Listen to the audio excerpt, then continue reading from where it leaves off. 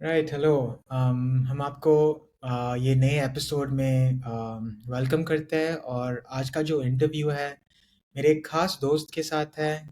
हम कभी मिले नहीं हैं, पर मुझे लगता है ये मेरे दोस्त हैं क्योंकि इनके काफ़ी जो थॉट्स है, विचार हैं, मुझे काफ़ी अच्छे लगते हैं। और मयूर मांजरे राइट। एक फ़िल्म निर्माता है और लेखक है।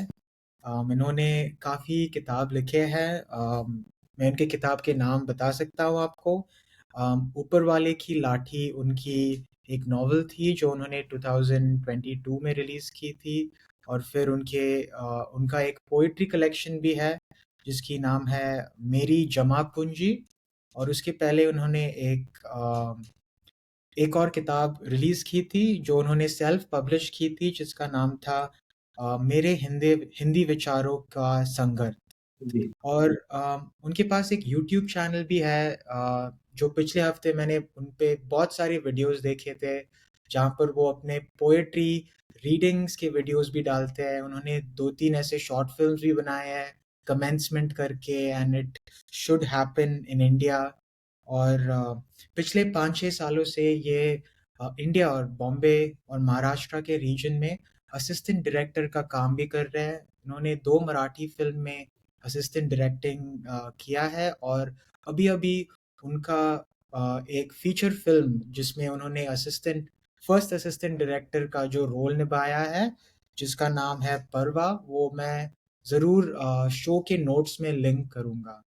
और आज का जो एपिसोड है, मुझे ये जानना है कि आज के भारत में जो हमारे यंग राइटर्स हैं, यंग फ़िल्म मेकर्स हैं, वो कैसे सोचते हैं? और मुझे लगता है जो मयूर का स्टोरी है वो हमें इस बारे में थोड़ा सोचने की यू नो सोचने की रुचि रख सकते हैं। पर मुझे लगता है जो इनकी कहानी है, it's the story of a lot of young writers in our country and we can learn a lot from his journey. तो मयूर, मेरा जो पहला सवाल ये है कि आप तो अभी फ़िल्म निर्माता हो और अभी आप लेखक हो, पर बहुत लोग बोलते हैं कि जो फ़िल्म निर्माता होते हैं या लेखक होते हैं, जब वो छोटे थे वो बहुत पढ़ते थे, बहुत किताब पढ़ते थे। या मैं उस दिन शुजीत सरकार का इंटरव्यू सुन रहा था और उन्होंने बताया कि जब वो छोटे थे, वो काफ़ी मूवीज़ देखते थे, वो कोलकाता का जो बाज़ार है, वहाँ कैसे चलता था। तो आपके बचपन के बारे में कुछ बताइए हमें। मुझे पता है आप नागपुर में बड़े हुए थे, आप 1993 में पैदा हुए थे, पर उन सालों के बारे में हमें कुछ बता दीजिए। और कुछ कहानियाँ बताइए क्योंकि आप लेखक हो, तो ऐसे कुछ अच्छी कहानियाँ हमें बता दीजिए प्लीज़। जी, जी, ज़रूर। सबसे पहले तो मैं अभिषेक आपका शुक्रिया अदा करना चाहूँगा, जो आपने ये इंटरव्यू करने की पहल की और सबसे इम्पोर्टेंट बात जो हम जिस लैंग्वेज में इंटरव्यू कर रहे हैं हिंदी और मैंने ज़्यादातर काम हिंदी साहित्य में किया है। सो आपका मेबी ये शायद पहला हिंदी इंटरव्यू होगा। सो ये मेरा सौभाग्य है कि आपके पहले हिंदी इंटरव्यू में मैं हूँ और आपके सवालों का जवाब दे रहा हूँ। और आपने जो इंट्रोडक्शन किया मेरा वो भी काफ़ी काबिल-ए-तारीफ़ था। अब आपके सवाल के जवाब पे मैं आता हूँ आपने जिस तरह से बचपन का ज़िक्र किया, हाँ, ये स्टोरी टेलिंग का जो ये बीज है, ये उसी दौरान बोया गया। दरअसल मैं शुरुआत करूँगा अपनी मम्मी से जो बचपन में मुझे सुलाते समय कहानियाँ सुनाया करती थी। और कहानियाँ होती थी पंचतंत्र की और पंचतंत्र की आपने भी कहानियाँ सुनी है काफ़ी।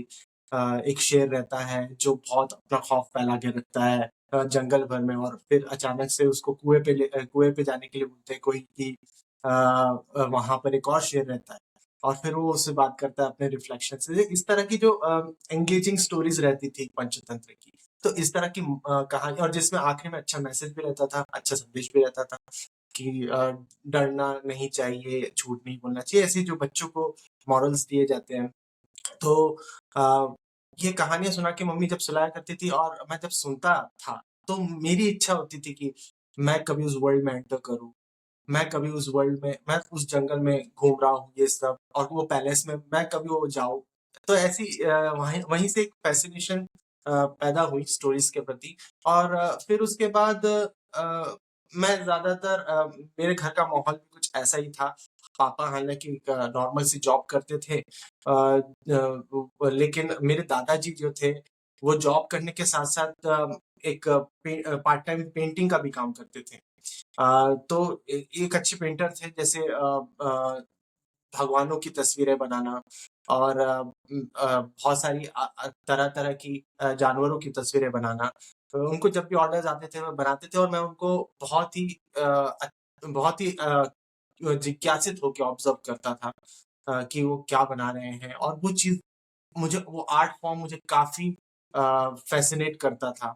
और उनका देखा-देखी मैंने भी दरअसल उसी ऐज में, जब मैं 7 साल का था, उसी ऐज में मैंने ड्राइंग चालू कर दी।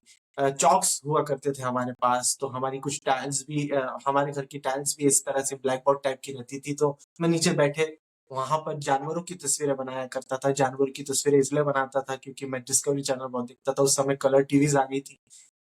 तो चैनल्स भी बहुत हुआ करते थे, तो नया-नया लोग शुरू कर रहे थे देखना, तो मैं ज़्यादातर 2 चैनल्स काफ़ी, उनके शोज़ काफ़ी देखा करता था। कार्टून नेटवर्क हो गया और डिस्कवरी हो गया।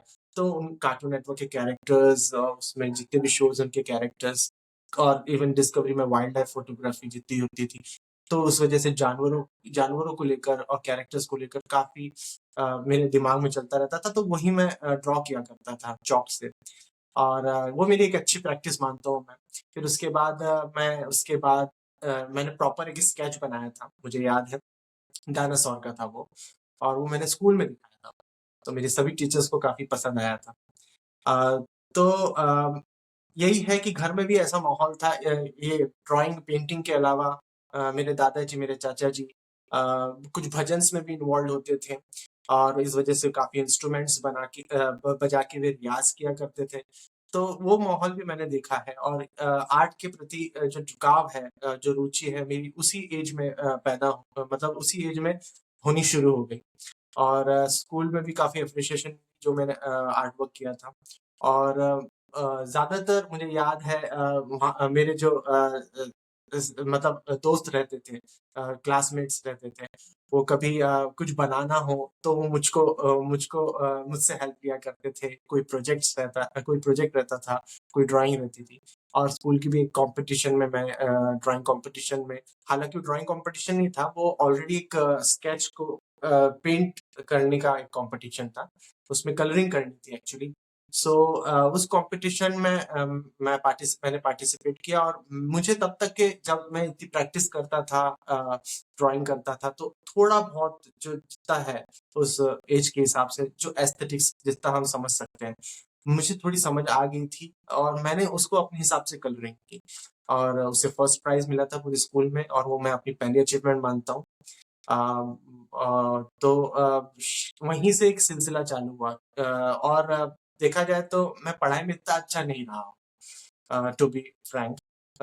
बट जो मेरे फ़ेवरेट सब्जेक्ट्स हुआ करते थे, वो ज़्यादातर इंग्लिश लिटरेचर, हिंदी लिटरेचर, मेरी संस्कृत भी लैंग्वेज थी, और मराठी भी, मतलब मैं जो इनिशियल जिस स्कूल में पढ़ता था, वहाँ वहाँ की एक्स्ट्रा लैंग्वेज मराठी भी होती थी। तो मैंने ऑलमोस्ट ज़्यादातर लैंग्वेज जो है, ये मैंने बहुत अच्छी तरह से पढ़ी है। साइंस और मैथ्स तो और डिफ़िकल्ट जाता ही था, क्योंकि मैं पढ़ाई में इतना अच्छा नहीं था, लेकिन हिस्ट्री भी काफ़ी मुझे इंटरेस्टिंग लगती थी, सोशल साइंस में ख़ास तौर पे।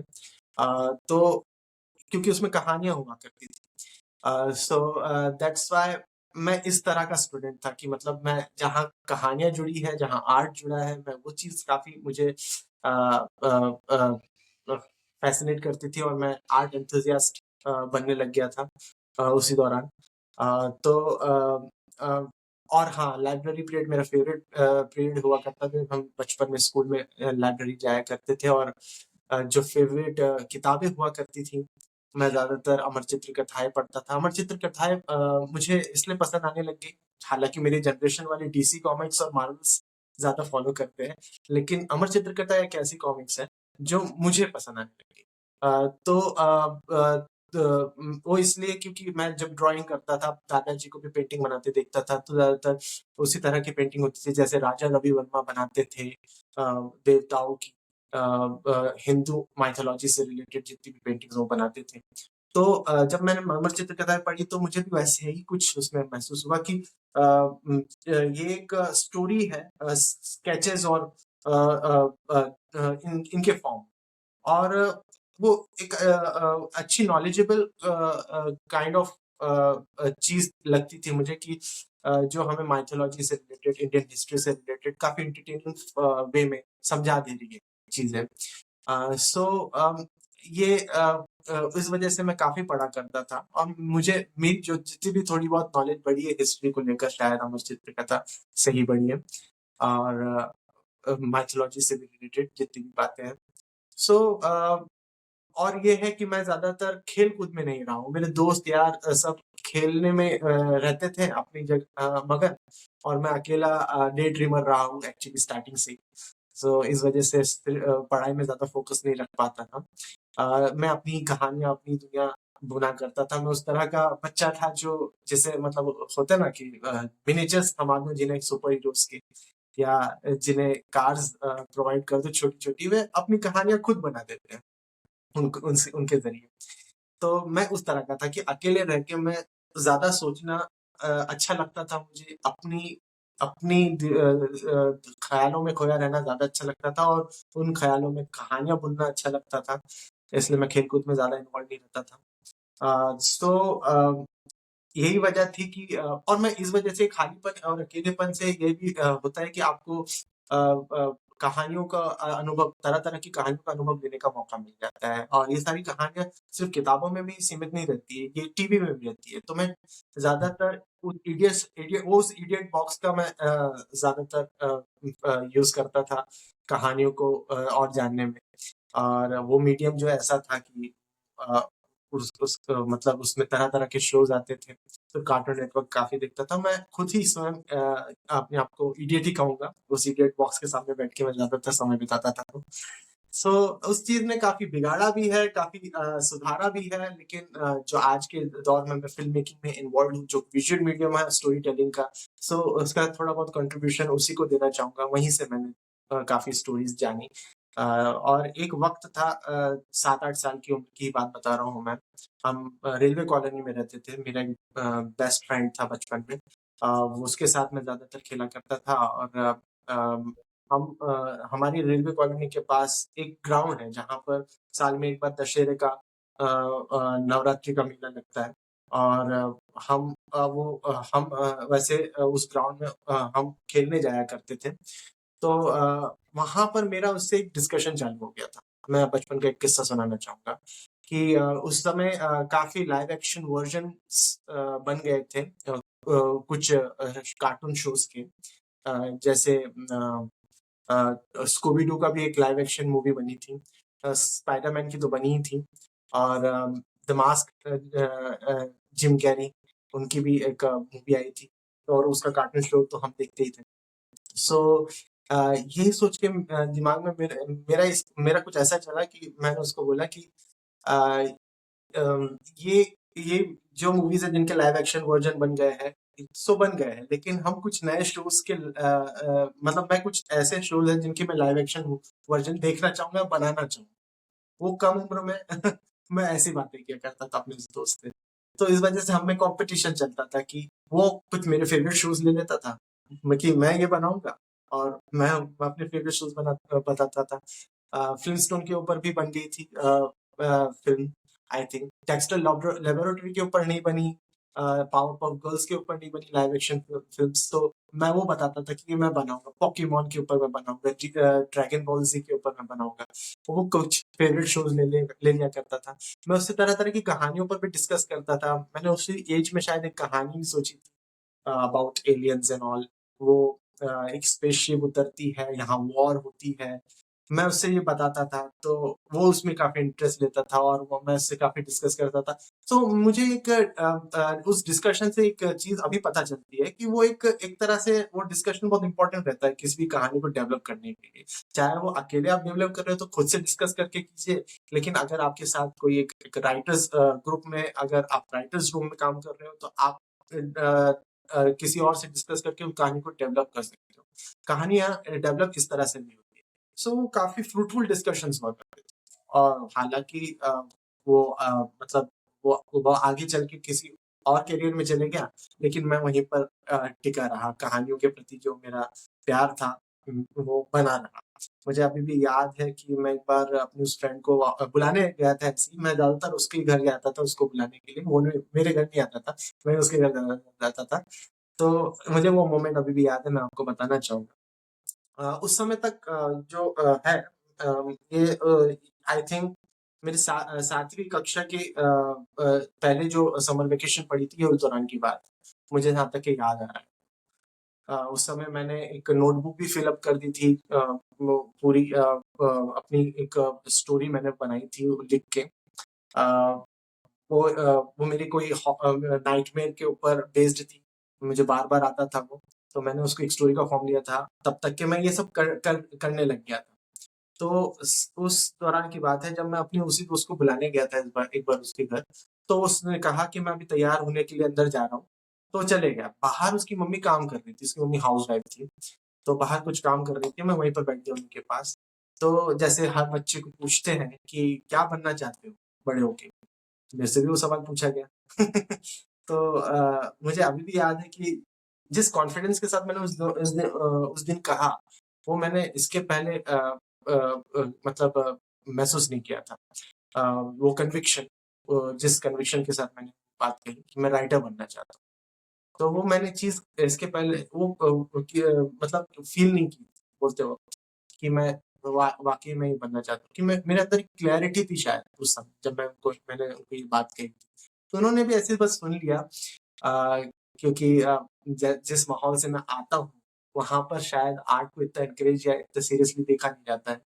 सो उन्होंने भी बस ऐसा सुन लिया कि बच्चा है तो ये उसने कुछ अपने मन से बोल दिया है। मैंने भी यहाँ यहाँ तक कि पहुँचने तक कि मैं राइटर बनना चाहता हूँ, ये बात कहने तक कि पहले मैंने काफ़ी चीज़ें ट्राई की थी बाय द वे।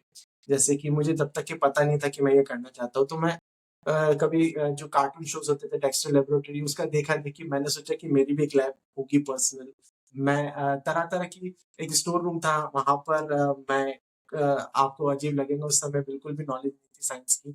लेकिन मैं कुछ बॉटल्स थी प्लास्टिक्स की, ट्रांसपेरेंट बॉटल्स रहती हैं, उनको मैं कलर्ड मतलब उनपे मैं एक मतलब पानी भर के उनको उस पानी को का रंग बदल देता था, कोई स्केच पेन की इंक से और थोड़ा-सा एक वो सेटअप बने लैब का, जिसमें केमिकल्स रखे हुए हों और मैं उस तरह से अरेंज करके रखता था उन बॉटल्स को और मुझे स्मोक्स भी चाहिए थे, तो मैं कुछ करता था उनको क्रिएट करने के लिए और और साथ में मैं कुछ किताबें हालाँकि जो साइंस से रिलेटेड भी नहीं रहती थी, वो सारी किताबें वहाँ पर शेल्फ में रखी रहती थी, ताकि एक सेटअप क्रिएट हो कि मेरी खुद की एक लैब। सो मैं ऐसा सोचता था कि मैं साइंटिस्ट बनूँगा। और फिर कभी ऐसा मतलब समय के साथ-साथ कुछ बच्चों की रुचियाँ बदलते जाती है ना? ऐसा भी होता है कि वो फाइनली वो उनको जब तक कि अपनी कॉलिंग नहीं मिल जाती, तब तक कि वो तरह-तरह की चीज़ें ट्राई करते रहते हैं और अपने आप को कहने लगते हैं कि बड़े होके ये बनूँगा, वो बनूँगा। तो ये बिफोर मतलब जब मैंने कहा कि मैं राइटर बनना चाहता हूँ, तो मैंने ये सारी चीज़ें ट्राई की कि साइंटिस्ट बनूँगा और कभी-कभार मेरे को लगता था कि पेंटर बनूँगा। मैंने फाइनली अभी जो बोला है कि मैं क्या बनूँगा, मैंने उसी दिन बोला, राइटर बनूँगा। सो वो मैं मतलब ऐसा है कि वो दिन है और आज का दिन है कि अभी फाइनली किताब आ गई। लेकिन वो दिन से लेके आज के दिन की जो जर्नी रही है, उसके बीच की यही रही है कि बोलने से कुछ नहीं होता है। वो मतलब जब जब तक कि आप स्टडी नहीं करते हो उस चीज़ का जो आप बनना चाहते हो, उसको अच्छी तरह से सीखते नहीं हो, तब तक कि आपको वो आपको ऑब्वियसली चलाते रहना चाहिए। इट्स अ गुड प्रैक्टिस क्योंकि मैंने भी ये जो अपनी इनिशियल डेज़ में मतलब कहानियाँ ऐसी लिखी, वो काफ़ी इमैच्योर थी। लेकिन वो मैं अपना मतलब वो एक अच्छी प्रैक्टिस मानता हूँ, वो प्रैक्टिस तो बहुत ज़रूरी है ही। साइड बाय साइड आपको रीडिंग भी करना ज़रूरी है। अच्छे राइटर्स को पढ़िए, अ, उनकी स्टाइल ऑफ वर्क को जानिए पढ़ के, किस तरह से उन्होंने अपनी बहुत ही कॉम्प्लिकेटेड चीज़ें बहुत आसान वे में समझा दी हो, कम वर्ड्स में समझा दी हो। ये टेक्निक बहुत ही कम लोगों को आती है, राइटर्स को ही आती है सिर्फ़।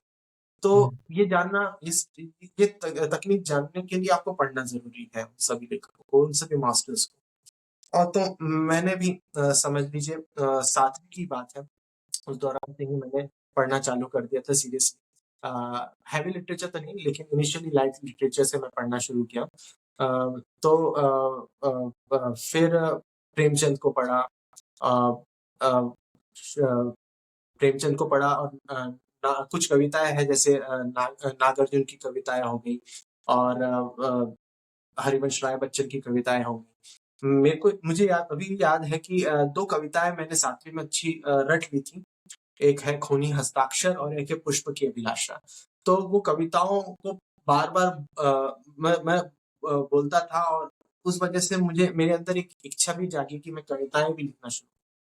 तो हुँ, याद है मुझे कि मेरे मेरे पापा जो मतलब नॉर्मल से जॉब करते थे बीएसएनएल में, तो वो उनके पास एक डायरी हुआ करती थी।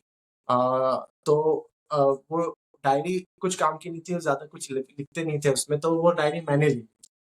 तो जिस तरह से बिब्लियोफाइल्स देते रहते हैं, उनको एक रहता है ना कि जब किताब, हालाँकि कि पुरानी सारी किताबें अभी पढ़नी बाकी है, इसके बावजूद भी जब बुक फेयर्स जाते हैं और कभी कोई शॉप में जाते हैं, तो कोई भी ऐसी किताब लेने से वो पीछे नहीं हटते, वो ले लेते हैं। उनको किताबें काफ़ी प्रभावित करती है, तो भले ही वो उसको बाद में पढ़े या कभी भी पढ़े, लेकिन वो खरीद लेते हैं। उसी तरह से कुछ ऐसे खाली पन्ने दिखते हैं कभी किसी को, तो वो उन्हें भर लेते हैं।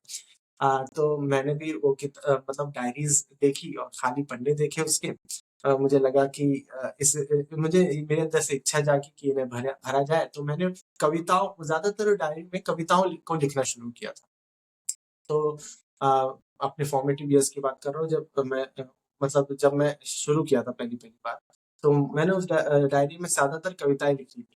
और मुझे बिल्कुल भी ऐसी टेक्निकल नॉलेज नहीं है पोएट्री की, कि राइमिंग क्या होता है, स्ट्रक्चर क्या होता है, ए बी जो स्ट्रक्चर होता है राइमिंग का, मुझे बिल्कुल भी नहीं पता। स्टैन्ज़ास क्या होते हैं, इन सब का मतलब नहीं पता मुझे। लेकिन जो हिंदी सॉन्ग्स है ना हमारे, हमारे घर में एक माहौल रहता था कि गाने बहुत बजते थे। तो मैं ज़्यादातर हिंदी सॉन्ग्स काफ़ी सुनता था, तो उनका एक सिंपल सा स्ट्रक्चर रहता है, मुखड़ा रहता है, फिर अंतरा रहता है, दूसरा अंतरा रहता है, तीसरा अंतरा। तो मैंने उसी स्ट्रक्चर को फ़ॉलो करते हुए पोएट्रीज़ लिखनी चालू की थी। हुँ, मुझे अगर नॉलेज मेरी बढ़ी है तो आगे चल के बढ़ी है, टेक्निकल चीज़ों को जानने अबाउट पोएट्री।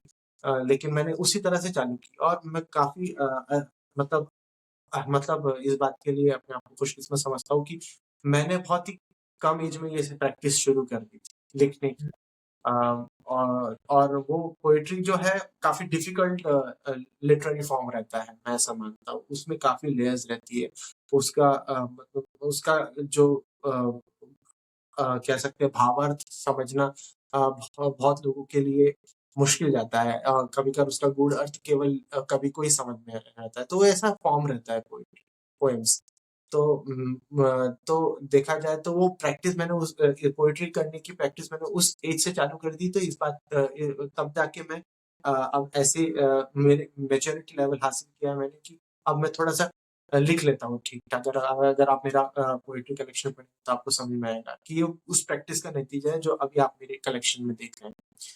तो ये प्रैक्टिस बहुत इम्पोर्टेंट रहती है, और साथ में रीडिंग भी बहुत इम्पोर्टेंट है, वो जो कि साइड बाय साइड चल रही। और ऐसा था कि 9th तक आते-आते मैंने ऐसा सोचा था कि मैं 10th करूँगा, 10th के बाद 11th 12th मतलब ऐसा रहता है ना कि जल्दी करने की इच्छा रहती है जो आप बनना चाहते हैं। तो 9th में ही मैंने तय कर लिया था कि फ़िल्म मेकर बनना है, क्योंकि देखो क्या होता है कि मैं राइटर भी बनना चाहता था, लेकिन राइटर किस लिए बन रहा हूँ मैं? कहानियाँ कहने के लिए।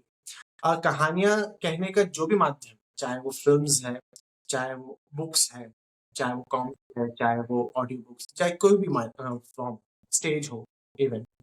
तो वो फ़ॉर्म में मतलब कहानी कहने की इच्छा जो है, वो कहानी कहने के लिए मंच रहते हैं ना सारे के सारे। सही तो बात। मैं सिर्फ़ एक में सीमित नहीं होना चाहता था। मैं अपने आप को एक फ़िल्मों के ज़रिए भी कहानियाँ कहना चाहता था।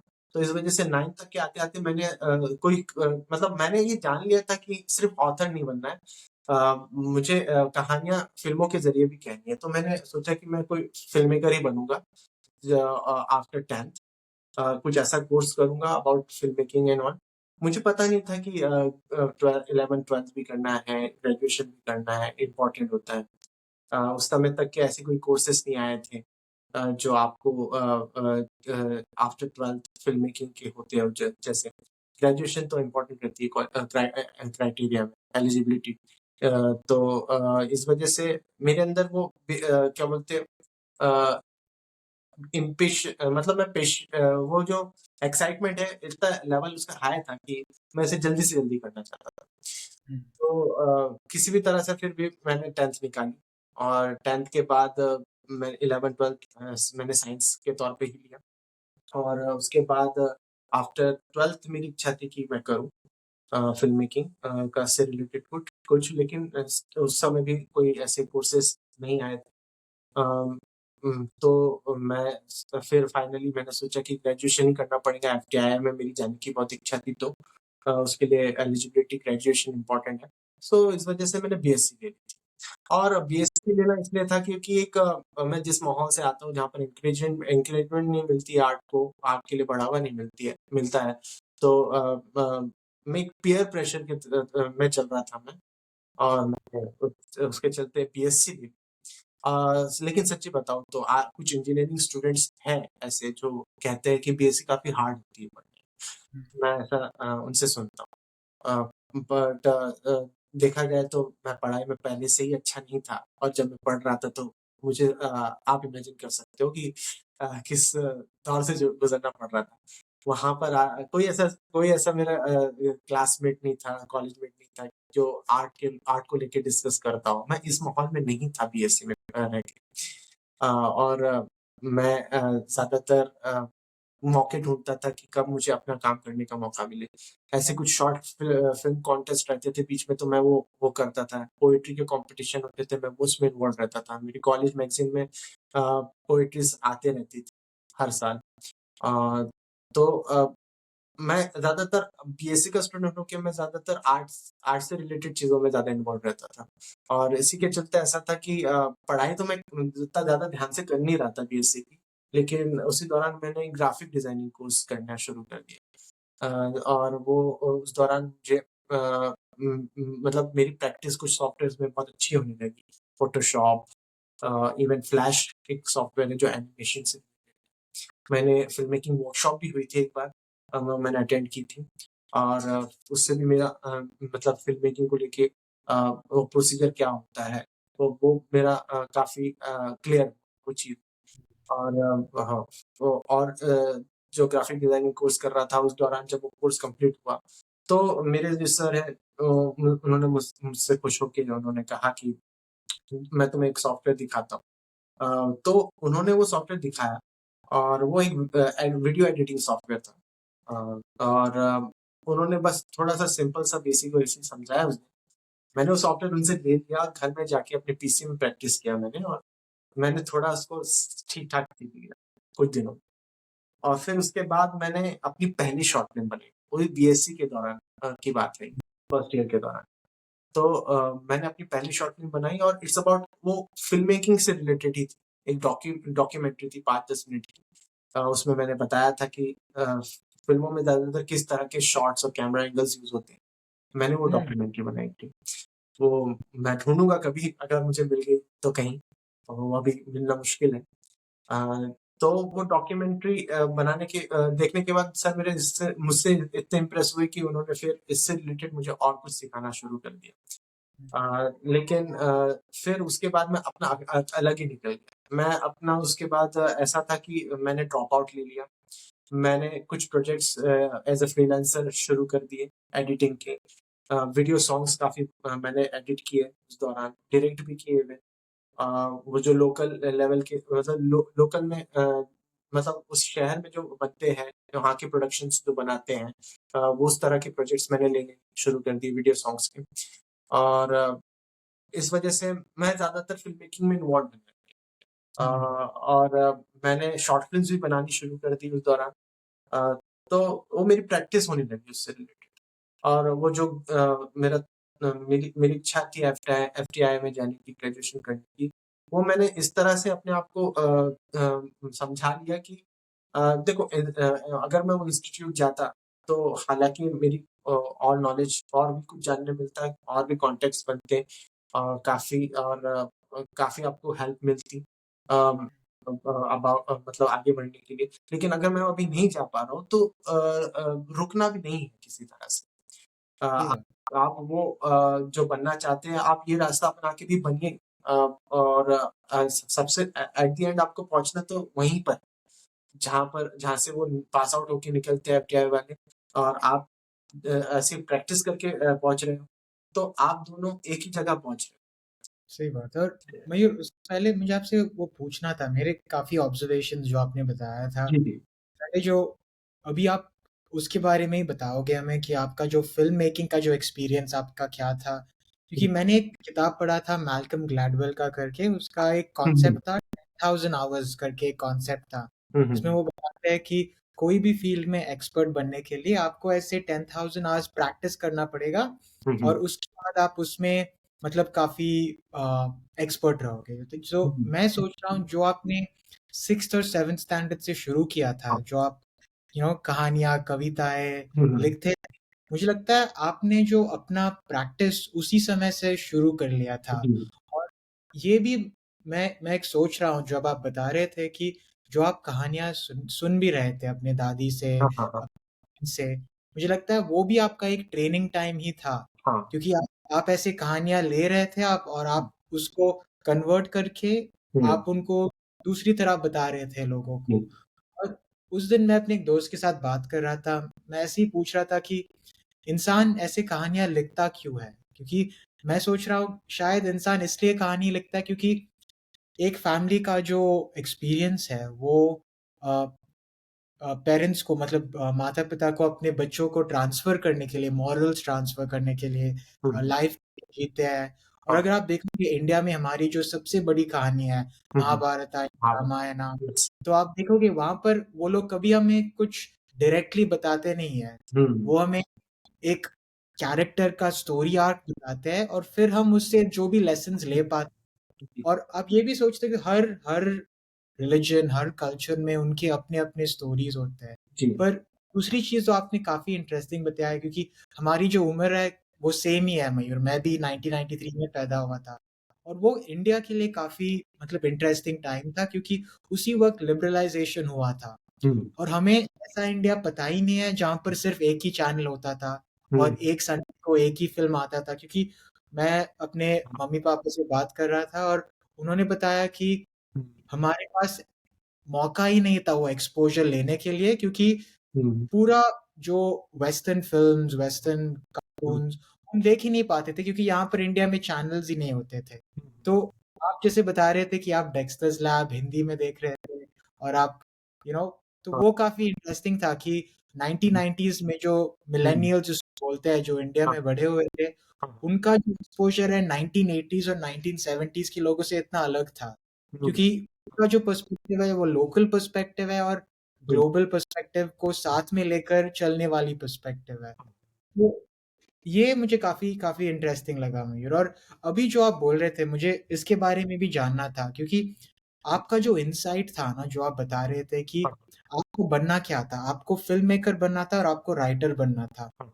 तो काफ़ी लोग बताते हैं कि आप स्कूल जाके ही ये कर सकते हैं। हुँ, पर हुँ, आपने ये आइडेंटिफ़ाई कर लिया है कि अगर मुझे राइटर और फ़िल्म मेकर बनना है, तो हुँ, अगर मैं स्टोरीज़ और फ़िल्म्स पब्लिश करूँगा, रिलीज़ करूँगा, हाँ, तो उससे शायद मैं ज़्यादा सीख लूँगा। हाँ। क्योंकि जो कॉलेज में काफ़ी बार जो लोग रहते हैं, हुँ, यू नो मैं हर कॉलेज के बारे में ऐसे बोल नहीं सकता हूँ, पर कभी-कभी मैंने उस दिन भी एक लाइक ओ नस ओमपुरी का एक इंटरव्यू सुना था, वो हुँ, पृथ्वी फेस्टिवल में हो रहा था, हुँ, जहाँ हुँ। पर उसने बताया कि वो और नसीरुद्दीन शाह दोनों एफटीआईआई और नेशनल हाँ, स्कूल ऑफ काफ़ी ड्रामा पढ़े गए। लिखे हैं।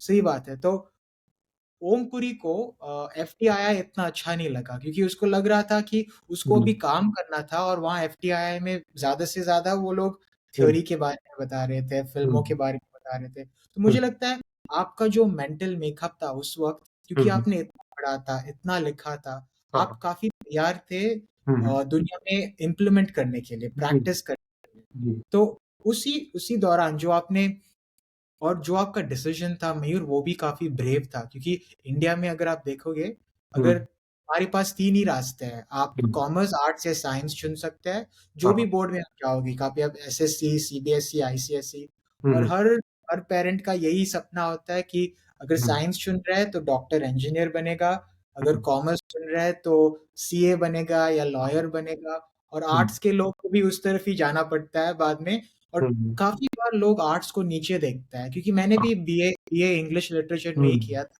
हुँ, और जब मैं पढ़ रहा था तो काफ़ी लोग मुझे बता रहे थे तू फ्यूचर में क्या करेगा, हुँ, तू पढ़ रहा है ये।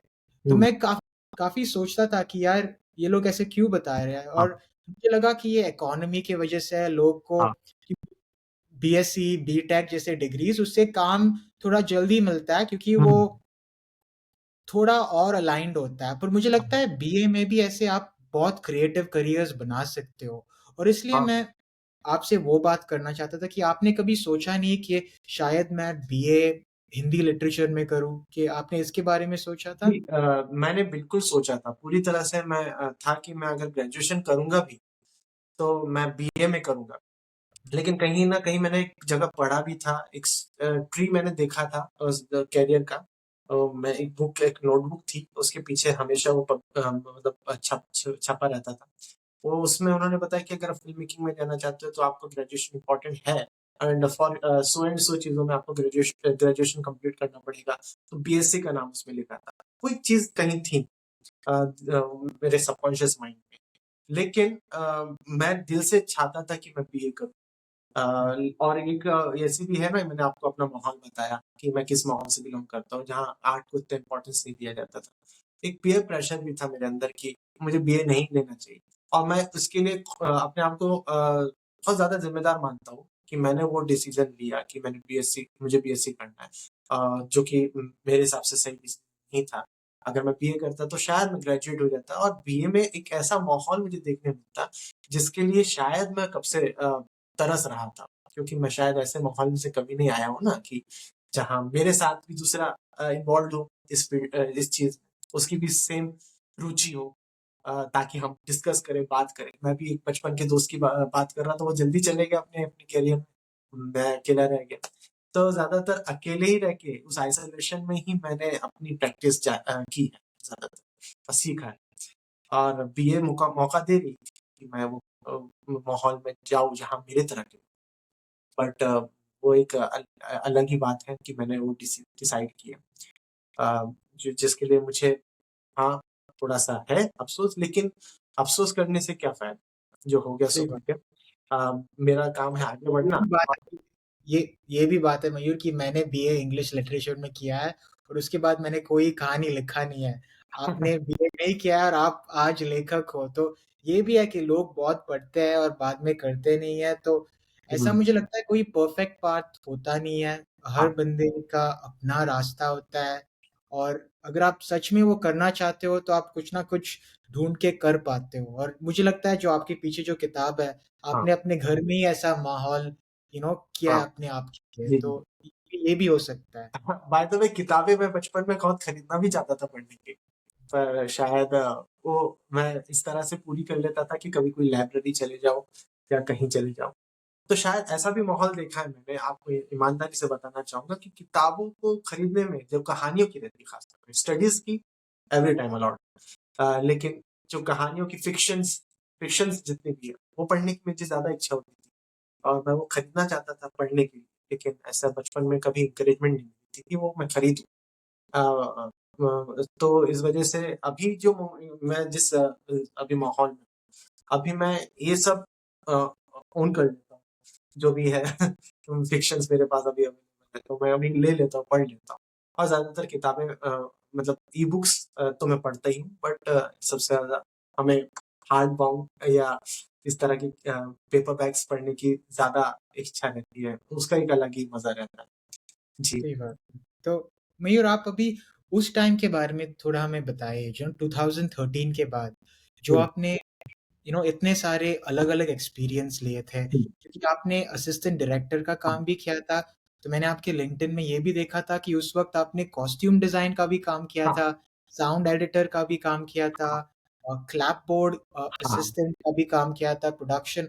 तो आपको, मुझे लगता है जो भी रोल अवेलेबल था आप सब ले रहे थे और सब सीख रहे थे। जी, और जी। मुझे लगता है ऐसे माहौल में रहने से आप बहुत सीख सकते हो, क्योंकि हाँ, जब आप फ़िल्म मेकर बनना चाहते हो, तो डायरेक्टर को, अगर आप डायरेक्टर बनना चाहते हो, तो आपको पता होना चाहिए कि हर बंदा क्या कर रहा है सेट में। हाँ। तो जो आपकी जो एक्सपीरियंस है 2013 से हुँ, 2020 तक, तो आप बिल्कुल। पहले हमें फ़िल्मों के बारे में बताइए, फिर आप हमें अपनी पब्लिशिंग की जर्नी के बारे में बता दीजिए। जी, पक्का अभी उसमें ऐसा था कि जब मैं बीएससी ड्रॉप आउट करके मैं प्रैक्टिस कर रहा था, वीडियो सॉन्ग्स एडिट करके, डायरेक्ट करके मैं बना रहा था दूसरों के लिए। तो वो प्रैक्टिस के दौरान मेरे कॉन्टैक्ट्स बने अच्छे खासे, जो इसमें इन्वॉल्व थे और बड़े लेवल पे काम कर रहे थे जो लोग, उनसे मेरे कॉन्टैक्ट्स हुए और इस वजह से मुझे as an assistant director projects मिलने शुरू हुए। तो मैं महाराष्ट्र से हूँ और वहाँ पर ज़्यादातर मराठी फ़िल्में बनती हैं, जहाँ से मैं बिलॉन्ग करता हूँ, तो ज़्यादातर मराठी फ़िल्म हुआ। तो इस वजह से उनके ऑफ़र आते थे और मैं एज़ एन असिस्टेंट जुड़ जाता था उनसे। मैंने जो पहली फ़िल्म की जो एक मराठी मूवी तो उसका आपने अभी ज़िक्र किया जिसमें मैं कॉस्ट्यूम एडी बना था। तो उससे भी मुझे बहुत कुछ जानने मिला। क्या होता है कि उस माहौल में एक बार घुस जाओ और फिर चाहे आप कोई भी डिपार्टमेंट में इन्वॉल्व हो, कुछ भी कर रहे हो, आपको ऑब्ज़र्व करने बहुत मिलता है, जो आप बनना चाहते हो finally as a film maker अगर आप बनना चाहते हो, तो आपको काम करने का तरीका, वो ध्यान मतलब ऑब्ज़र्व करने का मौका मिलता है। तो इस वज़ह से मुझे जानने मिला कुछ टेक्निकल चीज़ें और कुछ तौर-तरीके। ये भी जानने मिला कि मतलब एक्टर्स को किस तरह से हैंडल करना करना पड़ता है। कभी-कभार कुछ अलग किस्म के लोग होते हैं, कुछ अलग किस्म के लोग होते हैं। जी, जी। तो क्लैप क्लैपबोर्ड जो है वो फ़िल्मों फ़िल्मों में इस्तेमाल होता है, उसमें शॉर्ट सीन्स और नंबर ऑफ टेक्स लिखने पड़ते हैं और वही क्लैपर बॉय को वही बोलना पड़ता है, कैमरे के सामने क्लैप करना पड़ता है या कभी-कभार शॉट साइलेंट हो, तो उसे एज़ इट इज़ रखना पड़ता है, कैमरे को दिखाना पड़ता है और हट जाना पड़ता है। तो ये सारी चीज़ें मुझे जानने मिली जब मैं एज़ अ क्लैपर बॉय काम करता था। और ये क्लैपर बॉय ज़्यादातर कैमरा डिपार्टमेंट में काम करते हैं, लेकिन कभी-कभार हमारे इंडियन सिस्टम में वो डायरेक्शन डिपार्टमेंट में रहते हैं। तो मुझे ये भी चीज़ पता लगी और जो भी रिकॉर्डिंग होती है, जो डन होती है और जो शॉट्स ओके रहते हैं, जो शॉट नॉट गुड रहते हैं, उन सब का रिटर्न में रिकॉर्ड रखना पड़ता है और वो शीट रहती है, एक टीसीआर शीट जो भरनी पड़ती है एक असिस्टेंट को जो कैमरे के पास बैठा हो और वो देख रहा हो। डायरेक्टर ने जिस शॉट को ओके किया है, उसे ओके लिखना पड़ता है, जिस शॉट को नॉट गुड कहा है, एनजी करना पड़ता है। वही शीट फिर एडिटिंग डिपार्टमेंट में जाती है, एडिटर को वो शीट काम आती है कि कौन से शॉट उसे टाइम मतलब उसे एडिटिंग लाइन में फिट करने हैं जो ओके वाले। सो ये सारी चीज़ें मुझे वहाँ पर रह के असिस्टेंट के तौर पे काम करके जानने मिली, देखने मिली। और शेड्यूलिंग हो गया, बजटिंग हो गया, ये भी मुझे बहुत जानने मिला।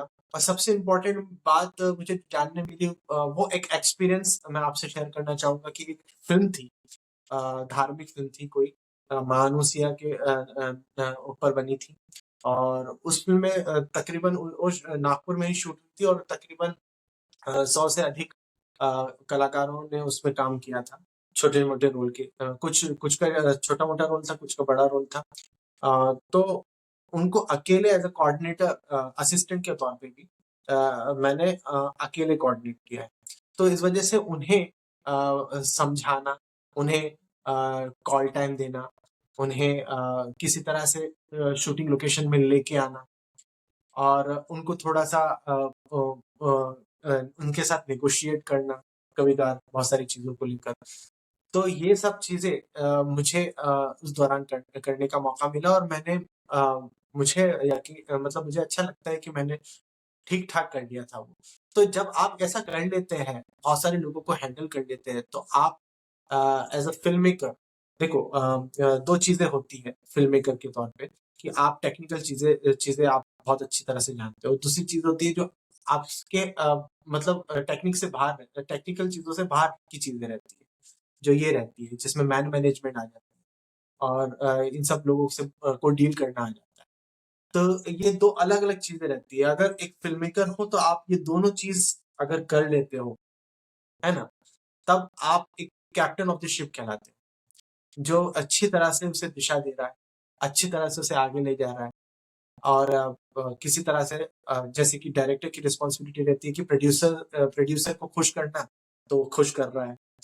तो इस वजह से वो एक डायरेक्टर कहलाता है, कैप्टन ऑफ द शिप कहलाता है, जिसका पूरा कंट्रोल मतलब अपनी कहानी का, अपने प्रोजेक्ट का कंट्रोल उसके पूरे हाथ में है ना?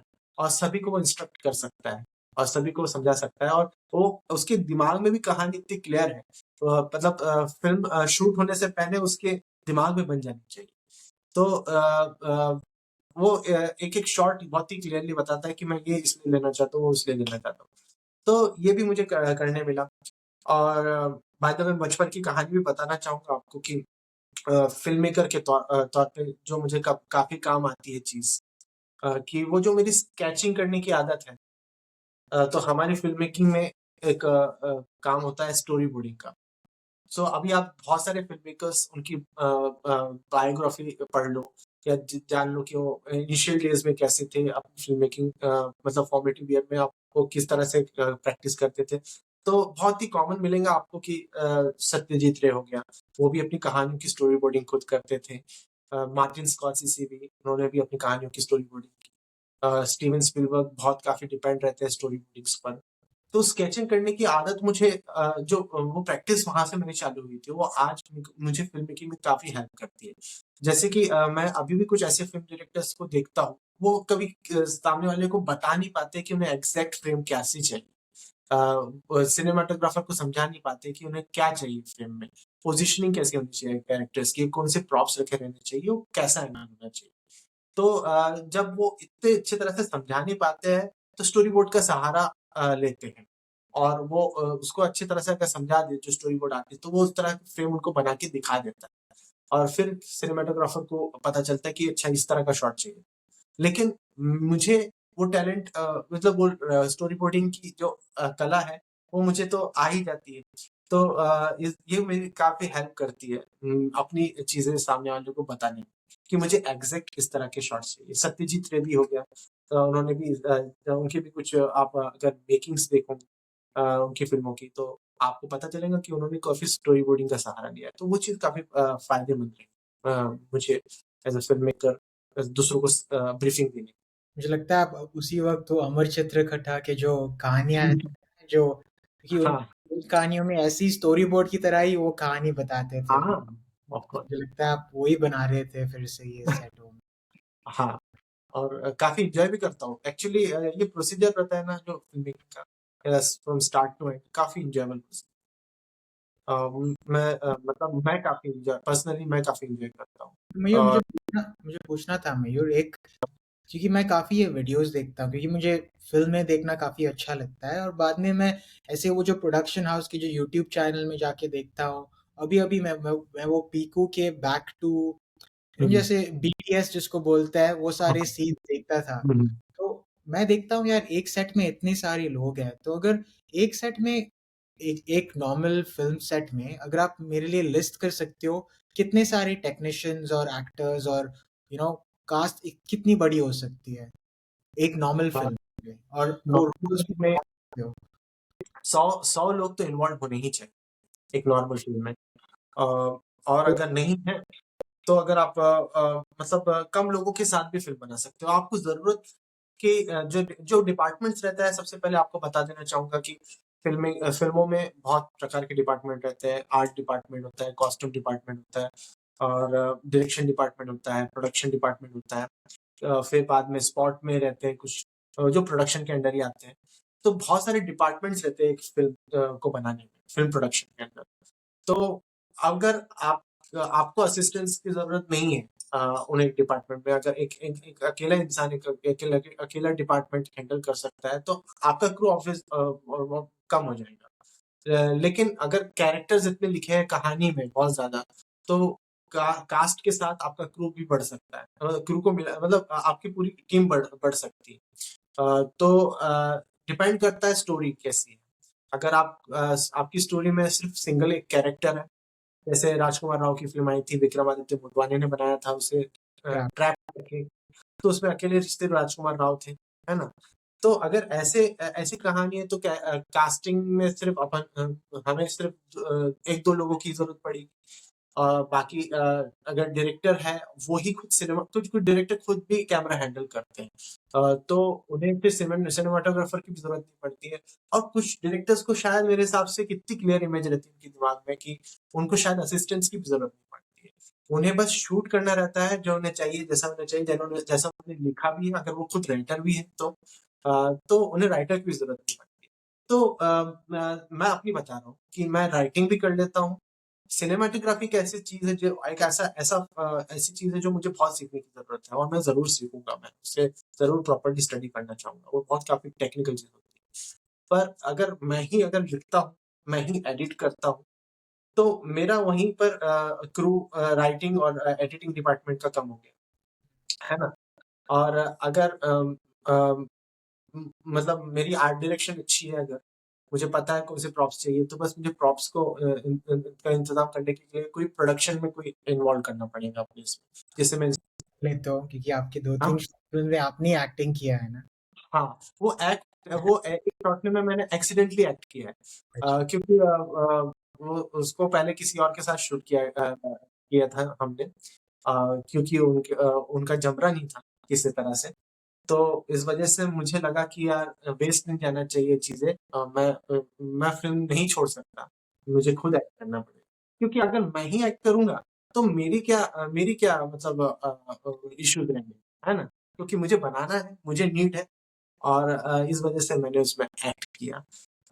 मैं हालाँकि अभी भी मेरा एक्टिंग में शायद इतना क्योंकि मैं ऐसा मानता हूँ कि एक्टिंग बहुत ही स्पेशल कला होती है।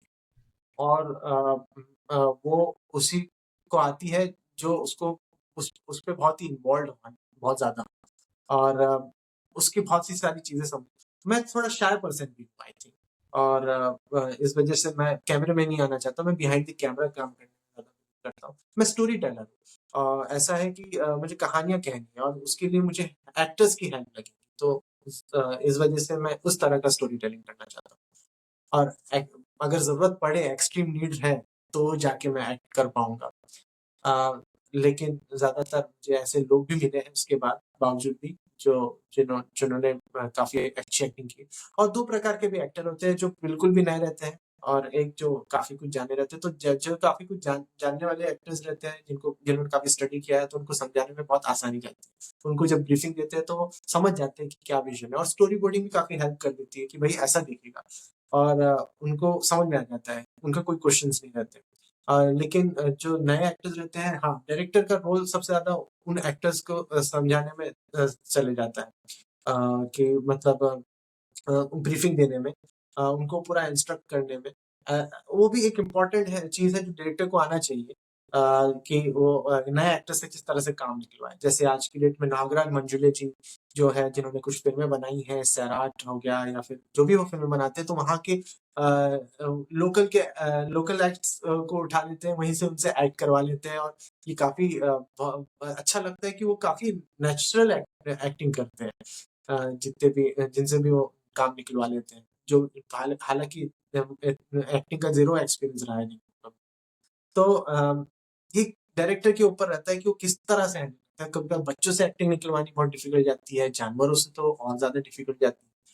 सो अम, ये एक चीज़ है जो मतलब उसके मतलब डायरेक्टर्स की एक्टिविटी लिस्ट में इन्वॉल्व है कि मतलब उन्हें ये भी करना है कि मतलब किस तरह से काम निकलवाएँ अपने कास्ट से।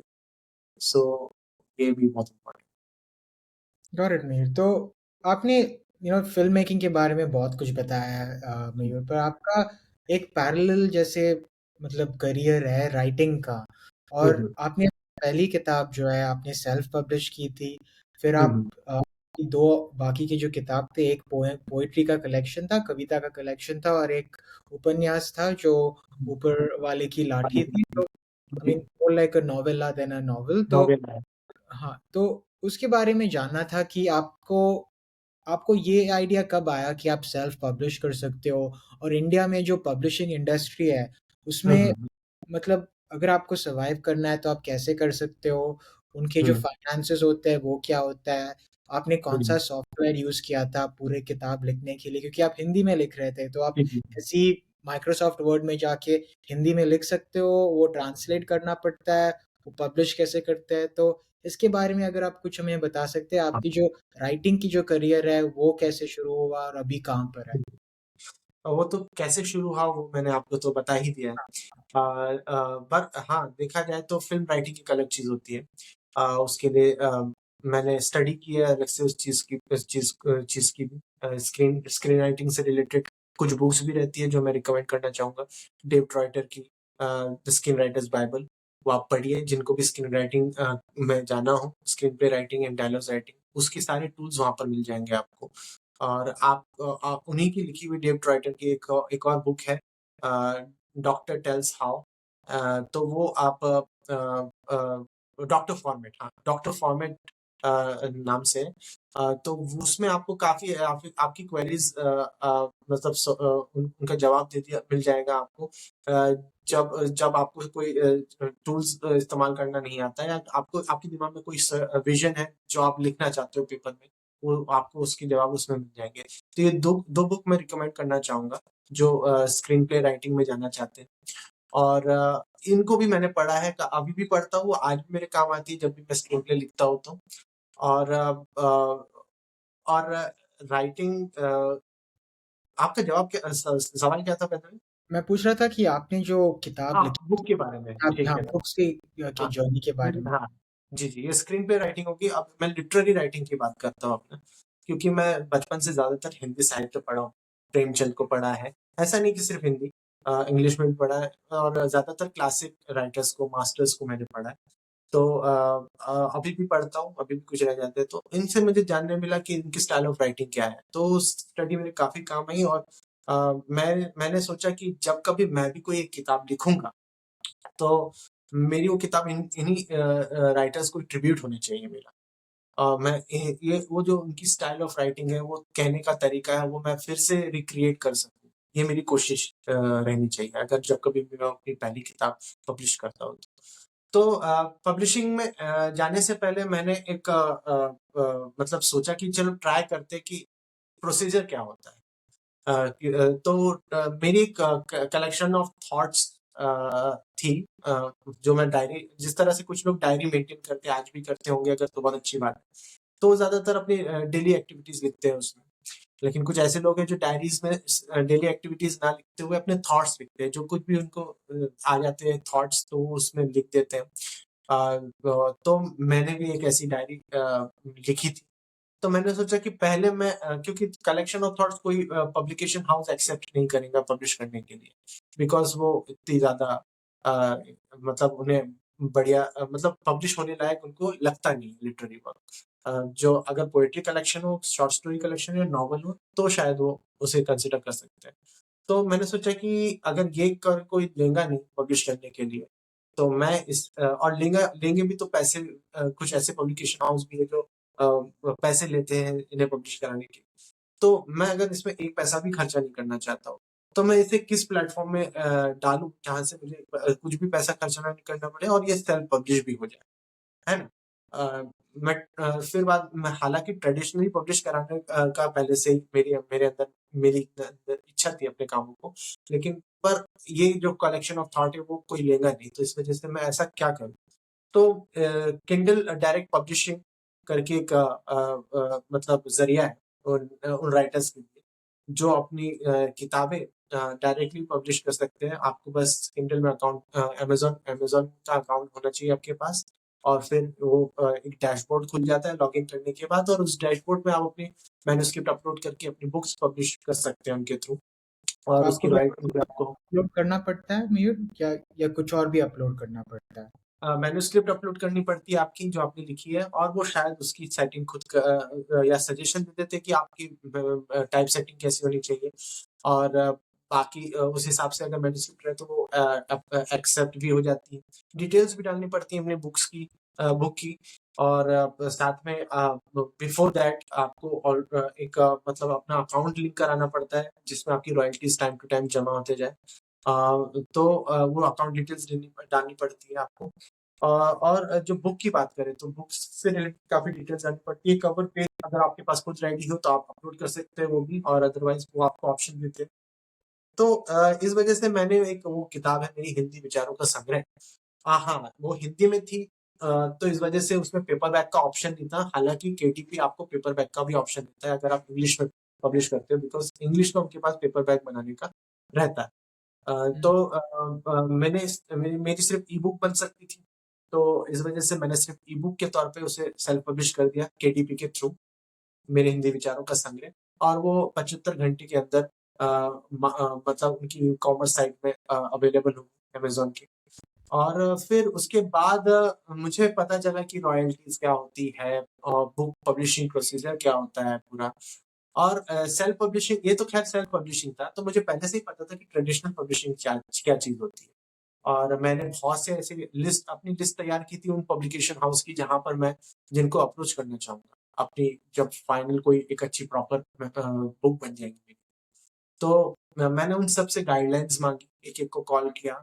कुछ की गाइडलाइंस उनकी वेबसाइट्स में भी लिखी रहती है कि हाँ, वो किस तरह से एक्सेप्ट करते हैं किसी बुक को पब्लिशिंग करने के लिए। तो मैंने काफ़ी इंक्वायरीज़ की, बहुत से पब्लिकेशन हाउस से जिनके थ्रू मैं करवाना चाहता हूँ, ट्रेडिशनल पब्लिकेशन हाउस की बात कर रहा हूँ मैं। और फिर उसके बाद लॉकडाउन का ही समय था, जब मैंने अपनी पहली नॉवेला लिखी, ऊपर वाले की लाठी। वो दरअसल एक शॉर्ट स्टोरी थी, वो मैंने पेपर में ही लिख दी थी, कि कभी शॉर्ट स्टोरी के तौर पे मैं पब्लिश करना चाहूँ। बट जब मैं उसके बारे में लगातार सोचते रहा, मुझे लगा कि नहीं, स्कोप है, ये कहानी एक्सटेंड हो सकती है और इसमें बहुत सारी चैप्टर्स, बहुत सारी चीज़ें, कैरेक्टर्स, इवेंट्स ऐड हो सकते हैं। और फिर मैंने उसे जो लिखा था पेपर में, वो मैंने मोबाइल में टाइप करना शुरू कर दिया। ये ड्राफ्टिंग होती है एक्चुअली। तो काफ़ी हेल्पफुल रही वो चीज़, जब मैंने अपनी लिखी हुई को टाइप किया और मुझे नई चीज़ें ऐड करने का उस दौरान आइडिया आने लग गया, टाइपिंग के दौरान। और फिर जब मैं अपनी मोबाइल में टाइप्ड चीज़ों को लैपटॉप में टाइप करने लग गया, तो एक थर्ड अटेम्प्ट हो जाता है रीराइटिंग का, है ना? कि वो आप जब तीसरी बार भी लिखोगे, चौथी बार लिखोगे, ऐसे बार-बार लिखते रहोगे तो आपको नए-नए आइडियाज़ मिलते रहेंगे उसी दौरान, और आप आपकी मतलब चीज़ें स्टोरी डेवलप होने लगी। तो ऐसा हुआ कि लैपटॉप में लिखते समय मेरी कहानी काफ़ी डेवलप होगी और एक नॉवेला का फ़ॉर्म ले लिया उसने, एक शॉर्ट स्टोरी से। तो जब उसने नॉवेला का फ़ॉर्म लिया और मैं जब सैटिस्फाइड हो गया कंप्लीटली कि हाँ, मैं इसी तरह से चाहता था, यही सब चीज़ें चाहता था, इसी तरह की एंडिंग चाहता था और कंप्लीट हो गई है मेरे हिसाब से ये। अब इसे पब्लिश कराना चाहता हूँ मैं। तो सबसे इम्पोर्टेंट चीज़ मैंने पहले ये की कि अपने काम को मैंने प्रोटेक्ट कर लिया थ्रू कॉपीराइट। कॉपीराइट की एक वेबसाइट होती है जहाँ पर आप अपने काम को मतलब वहाँ पर लॉगिन करना पड़ता है और आपको अप्लाई करना पड़ता है, एप्लीकेशन देनी पड़ती है, डालनी पड़ती है ऑनलाइन और मैन्युस्क्रिप्ट भी सबमिट करनी पड़ती है उनको, और फिर विदिन 30 डेज़ वो आपको एक फाइल दे देते हैं जिसमें और कॉपीराइट सर्टिफिकेट भी दे देते हैं अपनी बुक का। सो अनपब्लिश्ड और पब्लिश्ड दोनों किस्म के वर्क के कॉपीराइट सर्टिफिकेट मिल सकते हैं, अगर आप अप्लाई करो तो। आफ्टर पब्लिशिंग भी कर सकते हो और बिफोर पब्लिशिंग। पर मुझे ऐसा लगा कि इतने प्रपोज़ल्स मैं अगर पहले भेजूँगा पब्लिकेशन हाउस को, सो मुझे अंदर इनसिक्योरिटी थी कि कहीं मेरा काम चुरा ना लें या कोई ऐसा। हालाँकि सब ट्रस्ट करने सभी पब्लिकेशन हाउस जो ट्रेडिशनली है, जिनका काफ़ी समय से नाम है, वो काफ़ी ट्रस्टवर्दी है। बट फिर वो मेरी पर्सनल इनसिक्योरिटी थी। तो मैंने इस वज़ह से उसका कॉपीराइट पहले ही बना लिया था। 1 महीने वेट किया उसके लिए, और फिर जिन से मैंने गाइडलाइंस ली थी, जिनसे जाना था कि किस तरह से उन्हें अप्रोच करना पड़ता है, तो फिर उनको एक-एक करके मैं प्रपोज़ल्स भेजने लग गया। प्रपोज़ल में ज़्यादातर ट्रेडिशनल पब्लिकेशन हाउस जो है वो यही माँगते हैं कि आप एक प्रपोज़ल लेटर दो उन्हें, और साथ में अपने मैन्युस्क्रिप्ट का कुछ सैंपल उन्हें दो, मेल के थ्रू। तो फिर वो मेल का जवाब देते हैं। बहुत से ऐसे ट्रेडिशनल पब्लिकेशन हाउस हैं जिनके मेल का जवाब देने का जो समय रहता है, ज़्यादा से ज़्यादा 3 महीने का रहता है, कुछ का कम से कम 1 हफ्ते का रहता है। लेकिन वो जवाब दे देते हैं क्योंकि वो इस फ़ील्ड में काफ़ी सालों से, काफ़ी समय से हैं। तो उनको पता है कि प्रपोज़ल्स एक्सेप्ट कैसे करना है, रिजेक्ट कैसे करना है। तो जितने भी बड़े राइटर्स भी रहे हैं हमारे, वो अपनी पहली किताब के लिए उन्होंने काफ़ी स्ट्रगल किया है, ऐसा हम सुनते हैं। उन्हें भी काफ़ी रिजेक्शंस झेलने पड़े हैं थ्रू पब्लिशर्स। जिनको भी उन्होंने प्रपोज़ल भेजे। तो मैं रिजेक्शन के लिए रेडी था, मेंटली प्रिपेयर्ड था मैं, कि मुझे अगर कोई रिजेक्ट भी करेगा तो चलता है, कोई इश्यू नहीं, लेकिन दूसरे पब्लिशर को अप्रोच करें। तो एक वक़्त में सारे को नहीं कर सकते हैं। पहले वाले से आप एक्सेप्टेंस या रिजेक्शन या कुछ फीडबैक ले लो, अगर मिल जाता है उसके बाद फिर आप डिसाइड करो कि आप नेक्स्ट को अप्लाई करो, एक साथ नहीं किया जाता।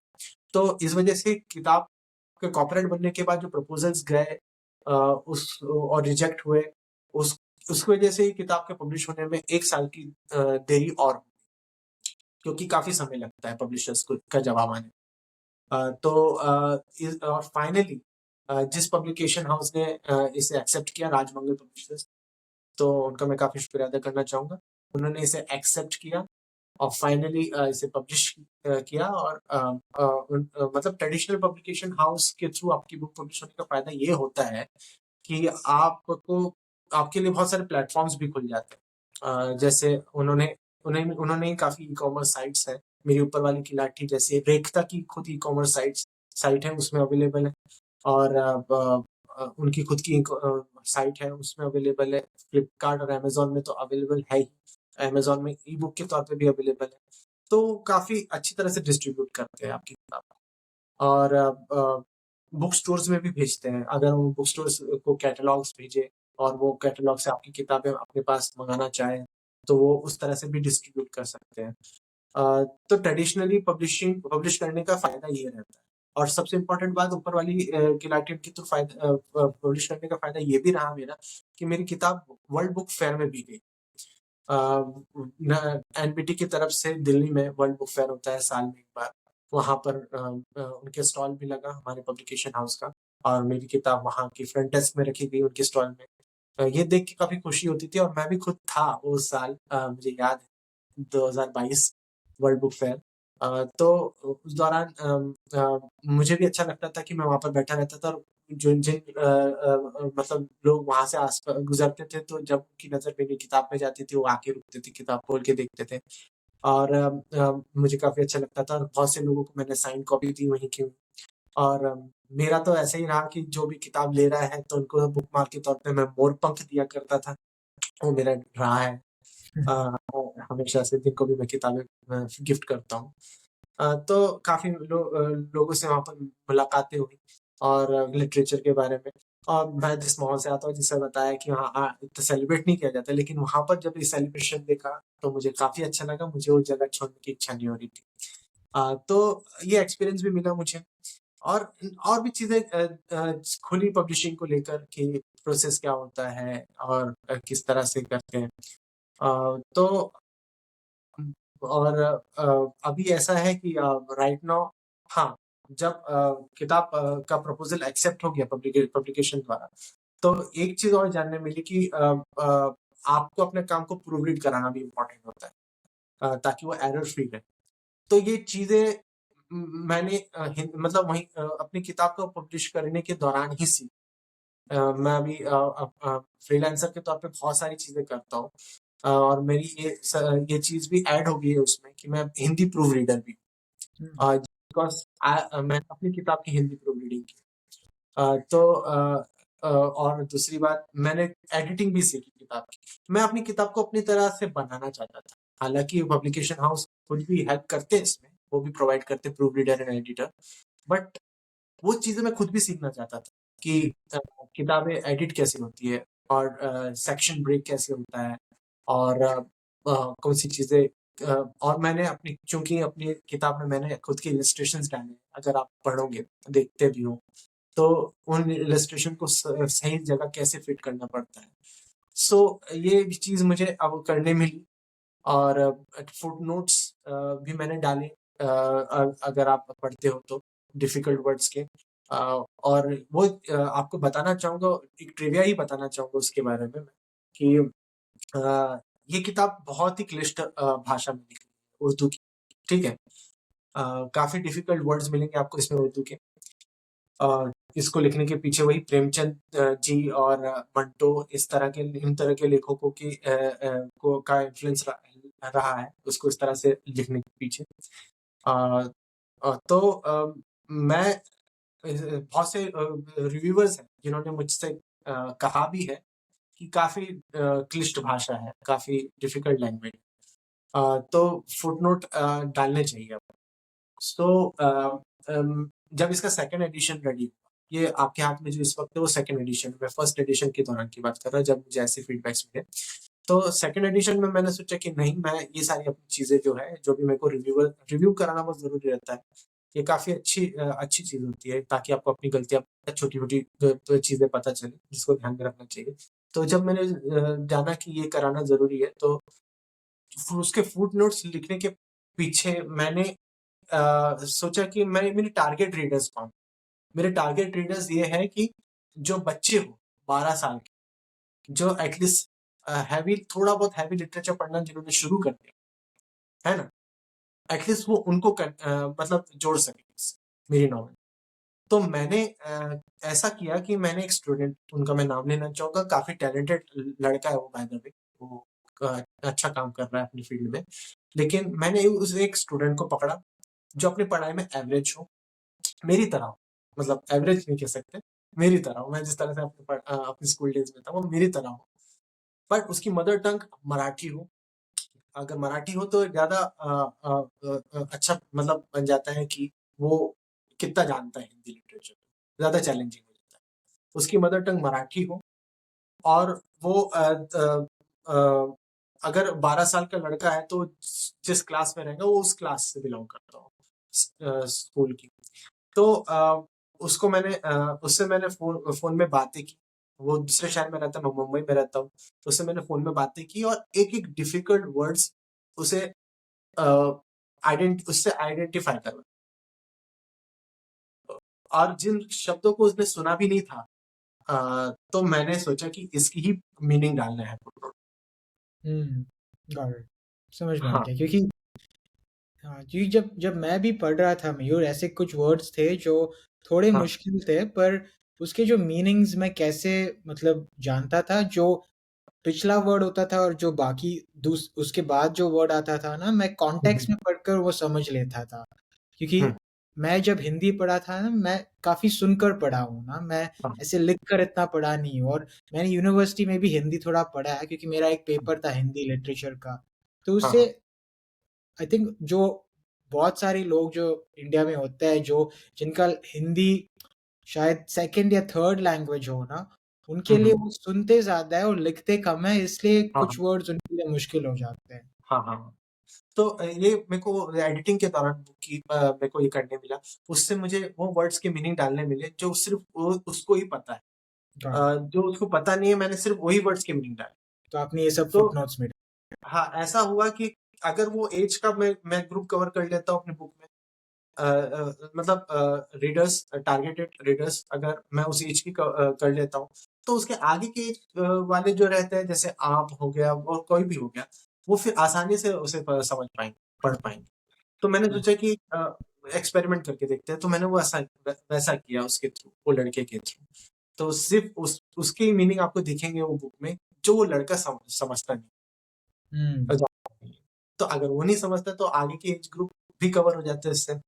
तो सही ये मैंने एक एक्सपेरिमेंट करके देखा और इलस्ट्रेशंस इसलिए डाले क्योंकि मैं हमेशा से ही इसका फैन रहा हूँ इस तरह की। जब मैं स्कूल डेज़ में भी किताबें खरीदते थे हम नई क्लास की, तो मेरा सबसे ज़्यादा ध्यान तो टेक्स्ट बुक्स की ओर ही रहता था, हिंदी की, इंग्लिश की और उनमें जो इलस्ट्रेशंस हुआ करते थे तो मैं इस तरह की ही मतलब कहानियाँ मुझे इलस्ट्रेशंस के थ्रू काफ़ी एक्साइटिंग लगती है। तो हम्म मुझे भी इस तरह की एक बुक पब्लिश करनी थी, जो हैवी लिटरेचर तो हो बट एक बहुत ही पुरानी ट्रेडिशनल तरीका ही है ना ये स्टोरी टेलिंग का कि हम पिक्चर्स के थ्रू कहानियाँ कहते हैं। बट हमारे यहाँ पर अगर हम जड़ें भी जानें, अगर हम जाएँ पुरानी मॉन्यूमेंट्स में, वहाँ पर देखें मूर्तियों के थ्रू महाभारत की कहानियाँ होती है। केव्स में जाएँ, वहाँ पर पेंटिंग्स बनी हैं ट्राइबल लोगों ने जो बनाई है। सो ये तो तरीका ही है ना पिक्चर्स के थ्रू कहानियाँ कहना हमारा। सही। तो मैंने सोचा कि मैं मैं भी ऐसा करता हूँ। तो मैंने इस वज़ह से भी कुछ इलस्ट्रेशंस उसमें डाले। ये मुझे काफी अच्छा लगा आपके बारे में मयूर कि आप कोई मीडियम पे ऐसे डिपेंडेंट नहीं होते हो आपको कहानी बताना है तो आप फिल्म से बताओगे या आप कविता से बताओगे या आप उपन्यास से बताओगे या आप पोएट्री से बता रहे हो जी, आपकी जी। आपकी जो नीड है वो कहानी बताना है। काफ़ी लोग हुँ, रहते हैं, वो बोलते हैं अगर मैं फ़िल्म मेकर हूँ, मैं फ़िल्म मेकर ही रहूँगा, अगर मैं हुँ, पोएट्री हूँ, मैं पोएट्री लिखूँगा। मुझे लगता है हर मीडियम का अपना ही जैसे एडवांटेज रहता है, हाँ, और कुछ लोग वो मीडियम मतलब ज़्यादा अच्छा पसंद करते हैं, कुछ लोग पोएट्री भी पसंद करते हैं। मुझे हुँ, व्यूअर्स को दिखाना था, मेरे पास मयूर की जो किताब है, ऊपर वाले की लाठी की किंडल कॉपी है, वो मैं जी, अभी पढ़ रहा हूँ। हुँ, मैं किंडल में जो ये अच्छा चीज़ है कि आपके पास बहुत सारे किताब आप ले सकते हो और पढ़ सकते हो, पर अगर ठीक है मयूर, मैं लिसनर्स को हाँ, आपकी जो कवर इमेज दिखा सकता हूँ? हाँ, हाँ, बेशक, तो ये आपने ही बनाया था जो इलस्ट्रेशन है, कवर हाँ, इमेज? हाँ, वो भी मैंने ही बनाया। Very nice. शायद ये फँस गया होगा।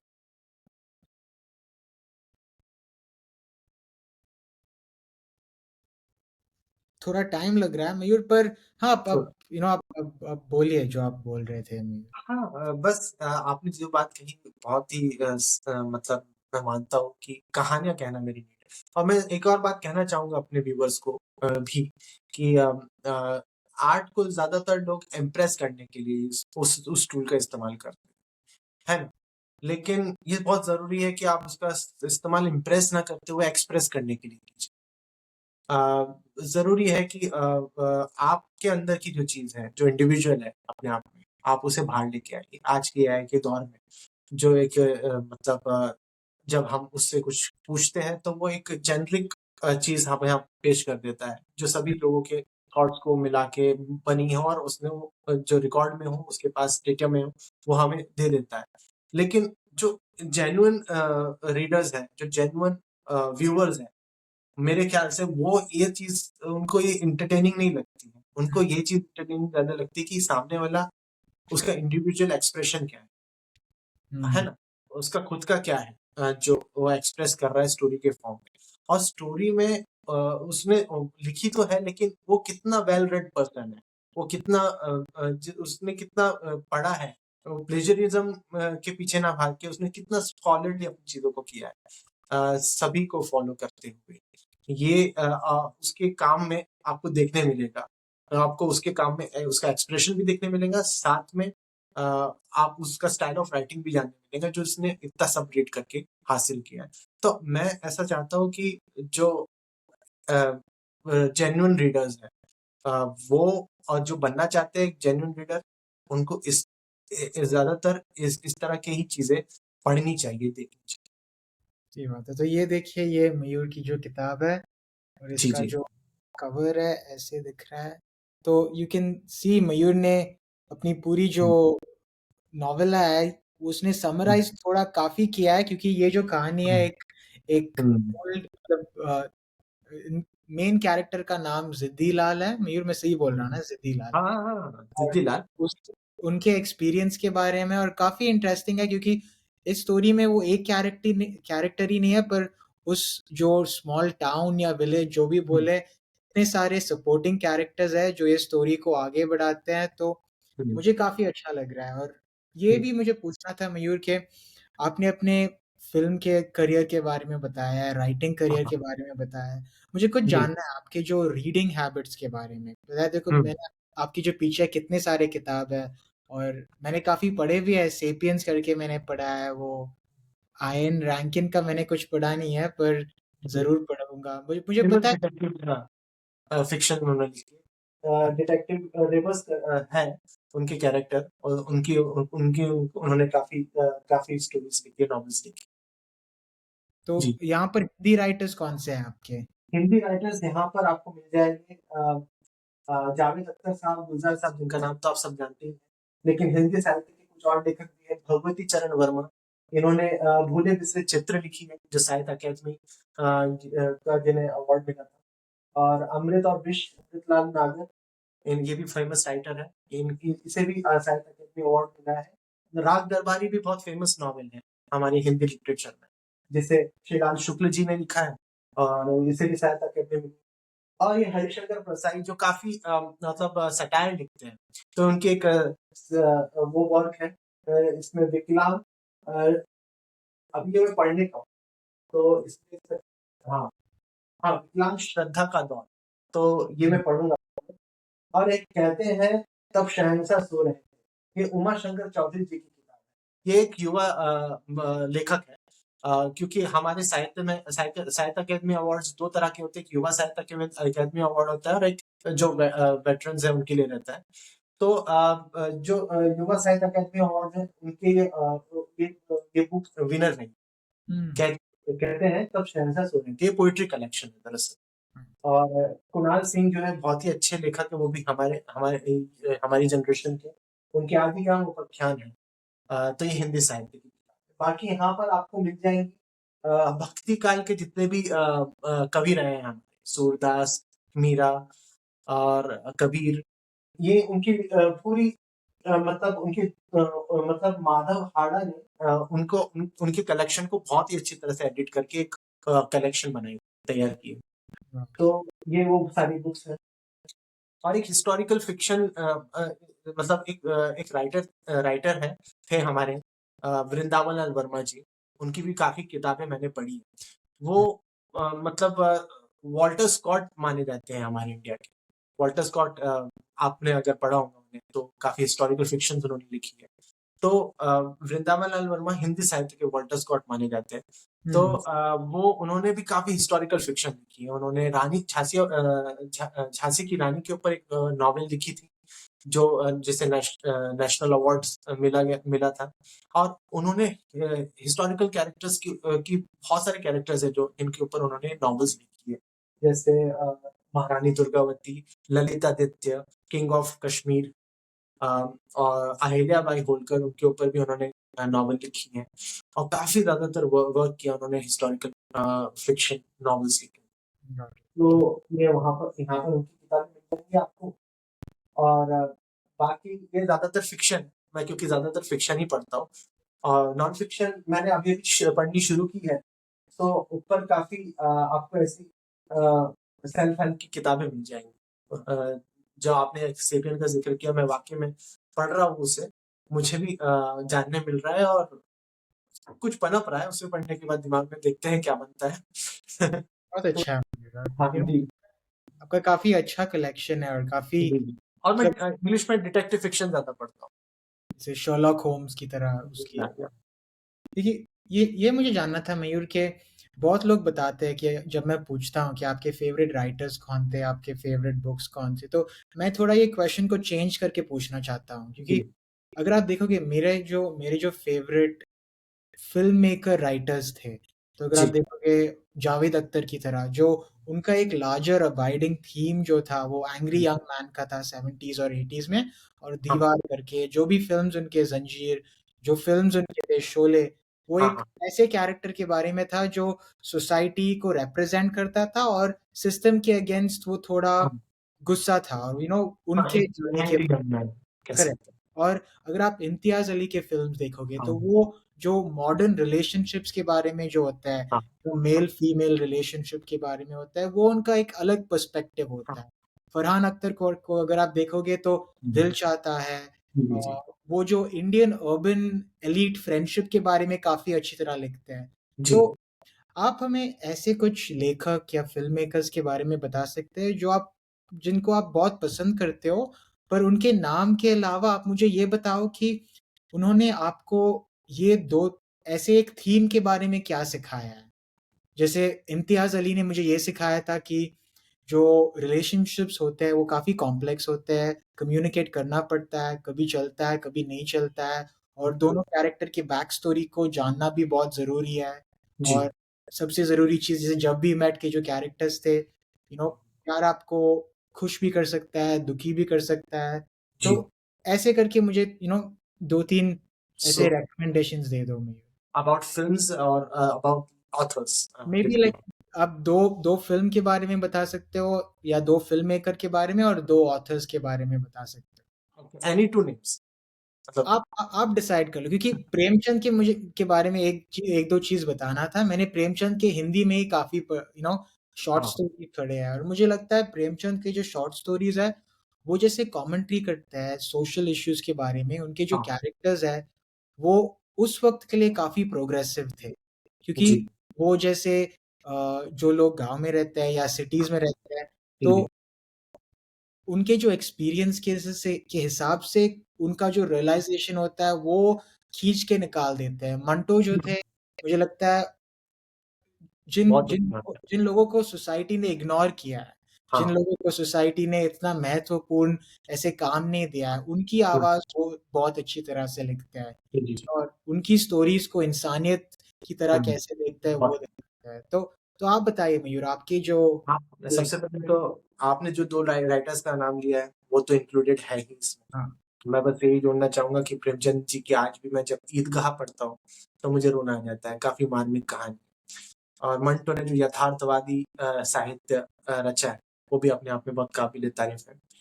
मैं कुछ और लेखकों का नाम जोड़ना चाहूँगा, सुदर्शन जी। हुँ, बहुत ही सिंपल लैंग्वेज में उन्होंने बहुत ही अच्छी स्टोरी टेलिंग की।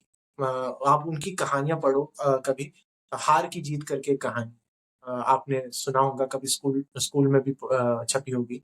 एक डाकू रहता है जो एक साधु का घोड़ा चुरा लेता है, भाग चले जाता है, लेकिन वो उसको बोलता है कि अ, आ आ आइंदा कभी किसी के साथ ऐसा ना करना, क्योंकि वो उसको धोखा देके भागता है।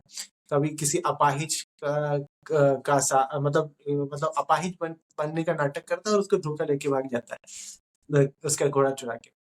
तो वो उसको कुछ बताते हैं जिसकी वज़ह से वो चीज़ उसके दिल में लग जाती है और वो मतलब वो अपनी गलती सुधार देता है। तो कहानी बहुत सिंपल है। जब आप पढ़ोगे तो आपको पता चलेगा कि बहुत ही सिंपल वे में बहुत ही गहरी बात की। सुदर्शन जी की कहानियाँ आप पढ़िए एक बार।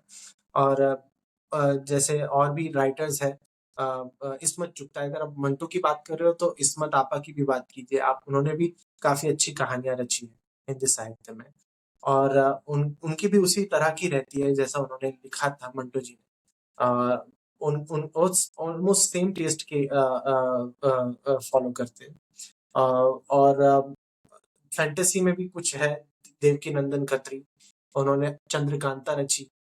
और भी है बहुत सारी जो उन्होंने रची है।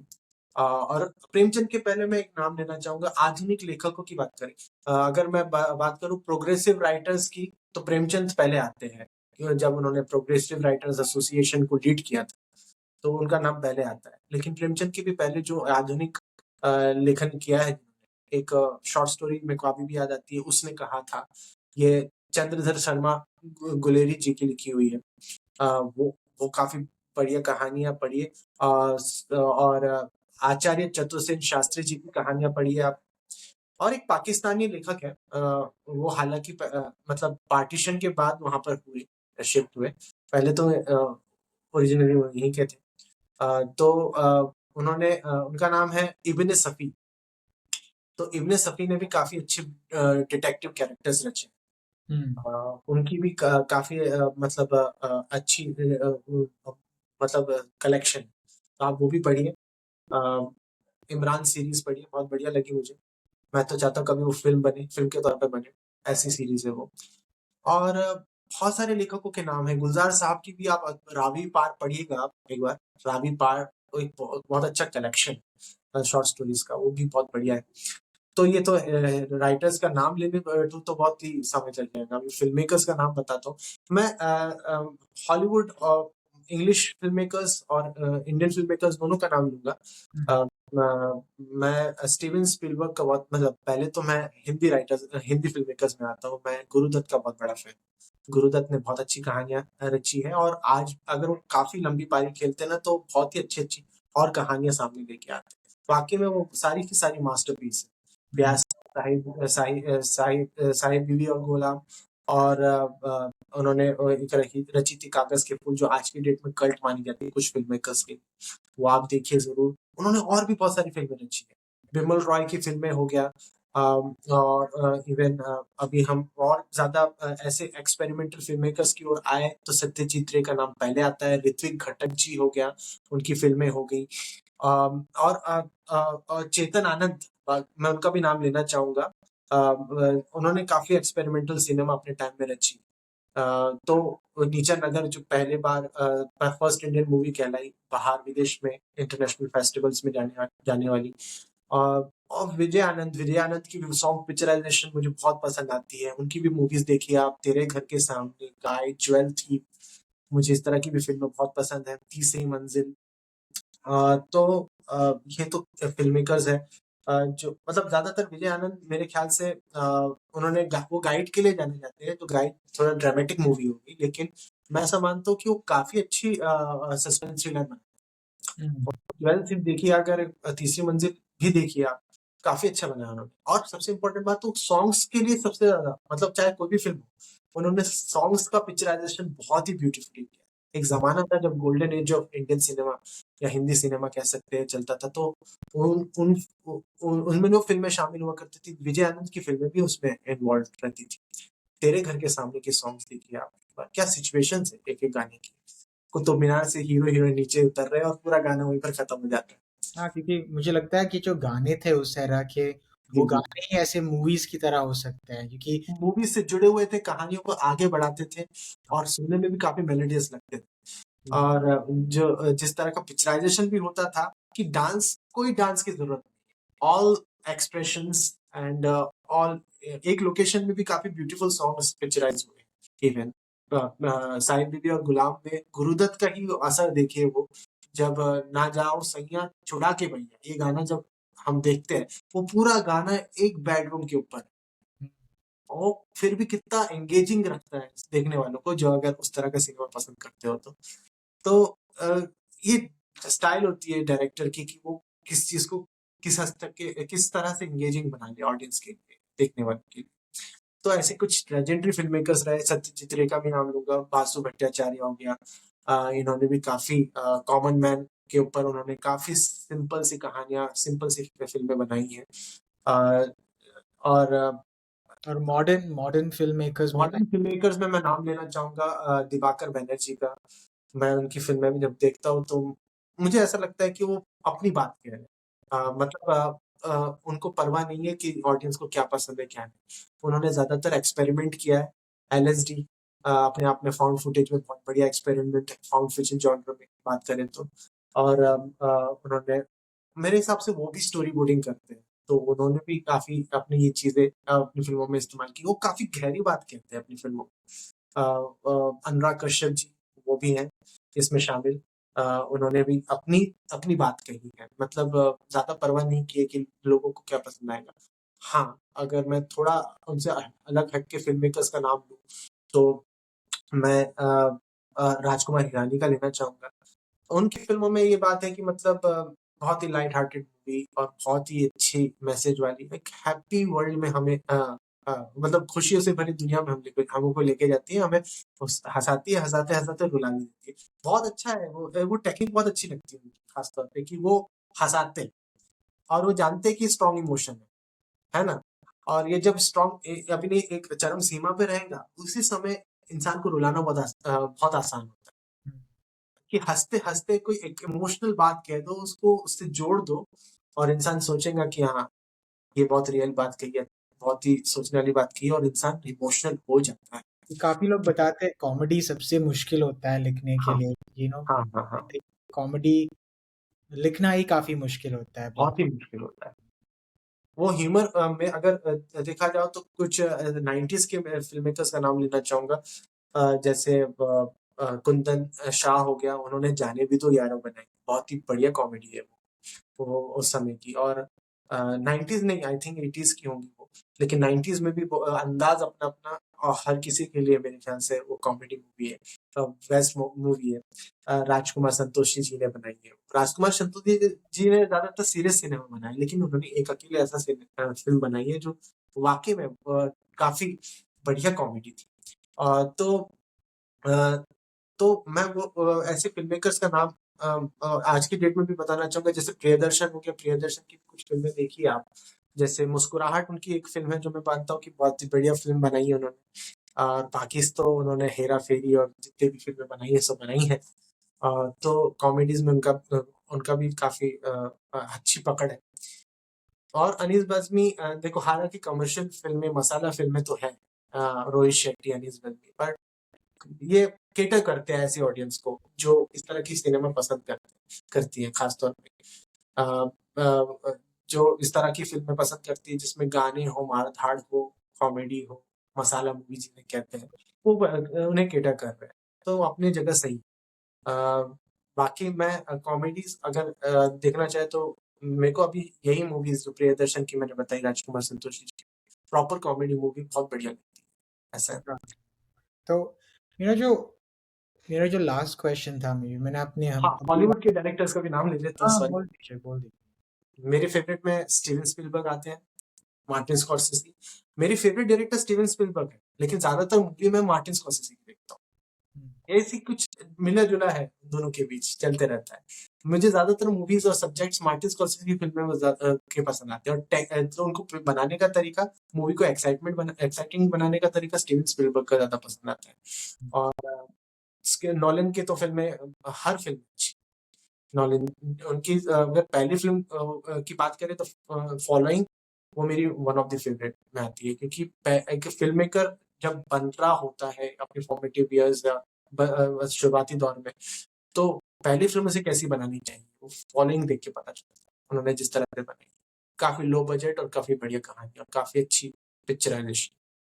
सो ये मैं नाम लेना चाहूँगा, और भी फ़िल्म मेकर्स हैं मेरी लिस्ट में, बट समय की कमी मैं समझ सकता हूँ। नहीं, आपको ऐसा एक लिस्ट बनाना चाहिए मयूर, जिसमें आप अपनी वेबसाइट पे या कहीं पे आप ये सारे जो रिकमेंडेशंस है आप डाल दो, ताकि हुँ, जिनको भी ये देखना है वो देख पाते हैं, क्योंकि लिंक के हिसाब से आप मतलब ट्रेलर डायरेक्टली देख सकते हो या हाँ, फिल्म हाँ। के इंटरव्यूज। और आज यूट्यूब में इतने सारे इंटरव्यूज है और फिल्मों के जो हुँ, रील्स है, तो आप वैसे बहुत कुछ देख सकते हो मतलब इंटरव्यू के बाद भी। और आपका जो एक्सपीरियंस है इतना ज़्यादा है मयूर, मतलब 2 घंटे में भी हम ऐसे पूरा समराइज तो कर नहीं पाएंगे, पर हाँ। मुझे ये जानना था मयूर के हुँ, अगर आपके पास जो अपकमिंग राइटर्स है जो अभी शुरू कर रहे हैं, जो यू नो जो जहाँ आप थे 10 साल पहले, तो हुँ, उनके लिए अगर कोई एडवाइस है, मतलब अगर उनको राइटिंग एज अ करियर लेना है इंडिया में, तो हुँ, स्पेशली बॉलीवुड और मतलब हाँ। हिंदी फिल्म इंडस्ट्री या हिंदी लिटरेचर में, तो वो क्या कर सकते हैं? मतलब आप उनको ऐसे टिप्स क्या दोगे, आप ऐसे अ, एडवाइस? रही बात ऑथर की लिटरेरी वर्ल्ड में जाने की, तो मैंने आपको अपने एक्सपीरियंस से बता दिया कि मैंने किस तरह से किया था। आप एक बार ये अच्छी तरह से देख लीजिएगा जो मैंने अपना प्रोसीजर बताया था। यही एक तरीका रहता है, और ट्रेडिशनल पब्लिश्ड ऑथर होने के फ़ायदे होते हैं कि एक अलग स्टेटस हासिल होती है उससे। अ, आपको ऑथर सीरियसली कंसीडर किया जाता है। नहीं तो सेल्फ पब्लिशिंग बहुत लोग कर लेते हैं। वो बहुत आसान तरीका भी रहता है, आसानी से किताबों को लाने का। लेकिन स्ट्रगल करके किताब लाना हो, तो ट्रेडिशनली लाई जाए अगर वो, तो तो ही जाके आपको एक स्टेटस हासिल होगा, आपको सीरियसली ऑथर कंसीडर किया जाएगा। तो आपकी कोशिश हमेशा यही रहनी चाहिए, किताबों को ट्रेडिशनली पब्लिश कराएँ। और आपकी लिस्ट में उन पब्लिशर्स के नाम होने चाहिए, जो वाक़ई में काम काफ़ी समय से कर रहे हैं।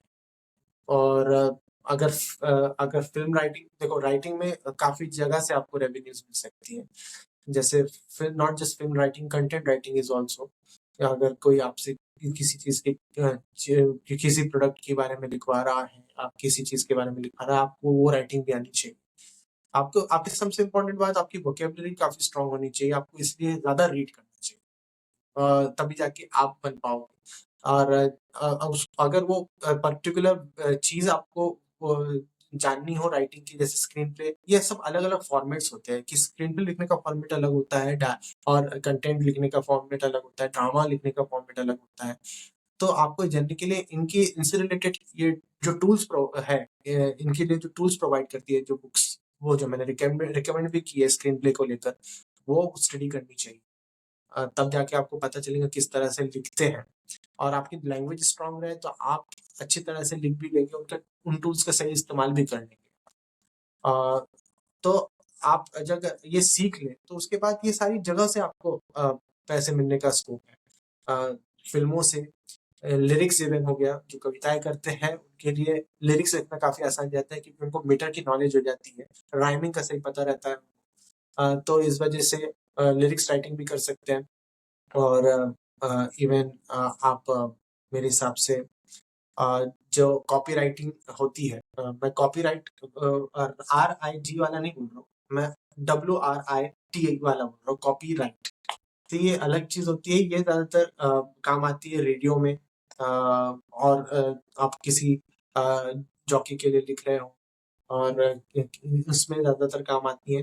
तो अब उसमें भी आप अपनी रेवेन्यू जनरेट कर सकते हैं उस फील्ड में भी। अब किसी रेडियो स्टेशन में जाके आप वहाँ पर कॉपीराइटर के तौर पे काम कर सकते हैं। न्यूज़ में भी न्यूज़ चैनल्स में भी ज़रूरत रहती है राइटर्स की।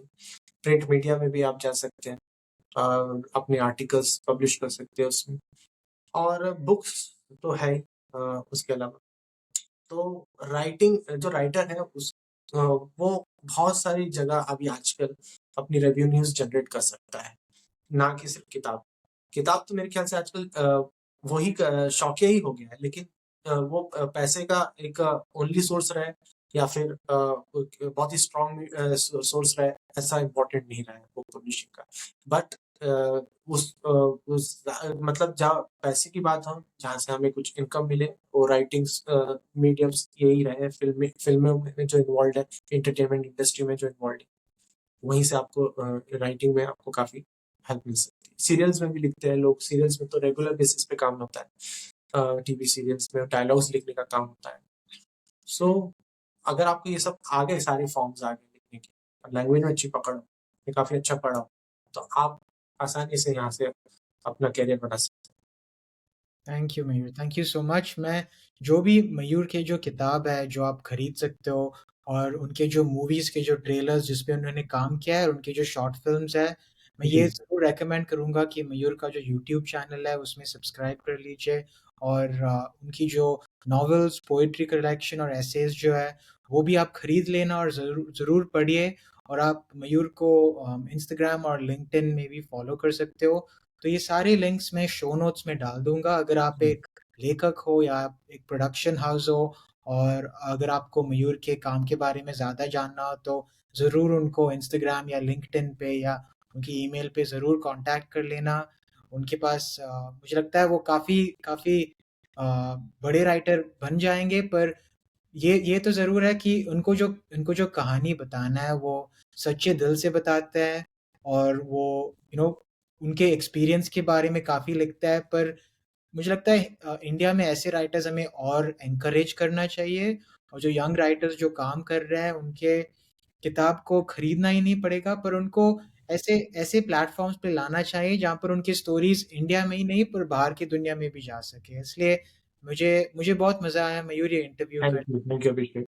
सच्ची बताऊँ तो मुझे भी काफ़ी मज़ा आया, और मैं अभी भी अपने आप को एक स्टूडेंट ही समझता हूँ। मैं भी सीख रहा हूँ बहुत सारी चीज़ों से, लाइफ़ से सीख रहा हूँ, अपने काम से सीख रहा हूँ। और आप में भी वो एक स्टूडेंट मुझे नज़र आता है। आप में भी नई चीज़ें सीखने की, नई चीज़ें जानने की इच्छा मुझे साफ नज़र आती है। और इसी से इंसान आगे बढ़ता है, मैं ऐसा मानता हूँ। और ये चीज़ें आप कंटिन्यू करते रहेंगे तो आप अपने साथ-साथ दूसरों के भी काफ़ी मतलब काम आ रहे हैं। और मैं चाहता हूँ कि आप भी आगे बढ़ें और आपका भी बहुत कुछ अच्छा हो। Thank you thank very thank much. You. और जो लिसनर्स ट्यून इन कर रहे हैं, स्टे ट्यून्ड। ऐसे ही हमारे साथ बहुत सारे एपिसोड्स आएँगे। इस सीज़न में हम जो यंग इंडियंस हैं उनके बारे में, उनकी जो कहानियाँ हैं ये बाहर लाना चाहते हैं। तो ऐसे बहुत सारे इंटरव्यूज़ आएँगे, मुंबई से ही नहीं, दिल्ली से ही नहीं, हमारे सारे देश से आएँगे। मुझे लोगों से जानना है कि इंडिया में इतने सारे क्रिएटिव यंग इंडियंस हैं जो इतना अच्छा काम कर रहे हैं, तो उनकी स्टोरीज़ में के बारे में मैं ऐसे बहुत सारे एपिसोड ज़रूर रिलीज़ करूँगा। और अगली बार तक keep learning, and this is Abhishek Shetty signing off on this episode of Learning Stories. Thank you Abhishek.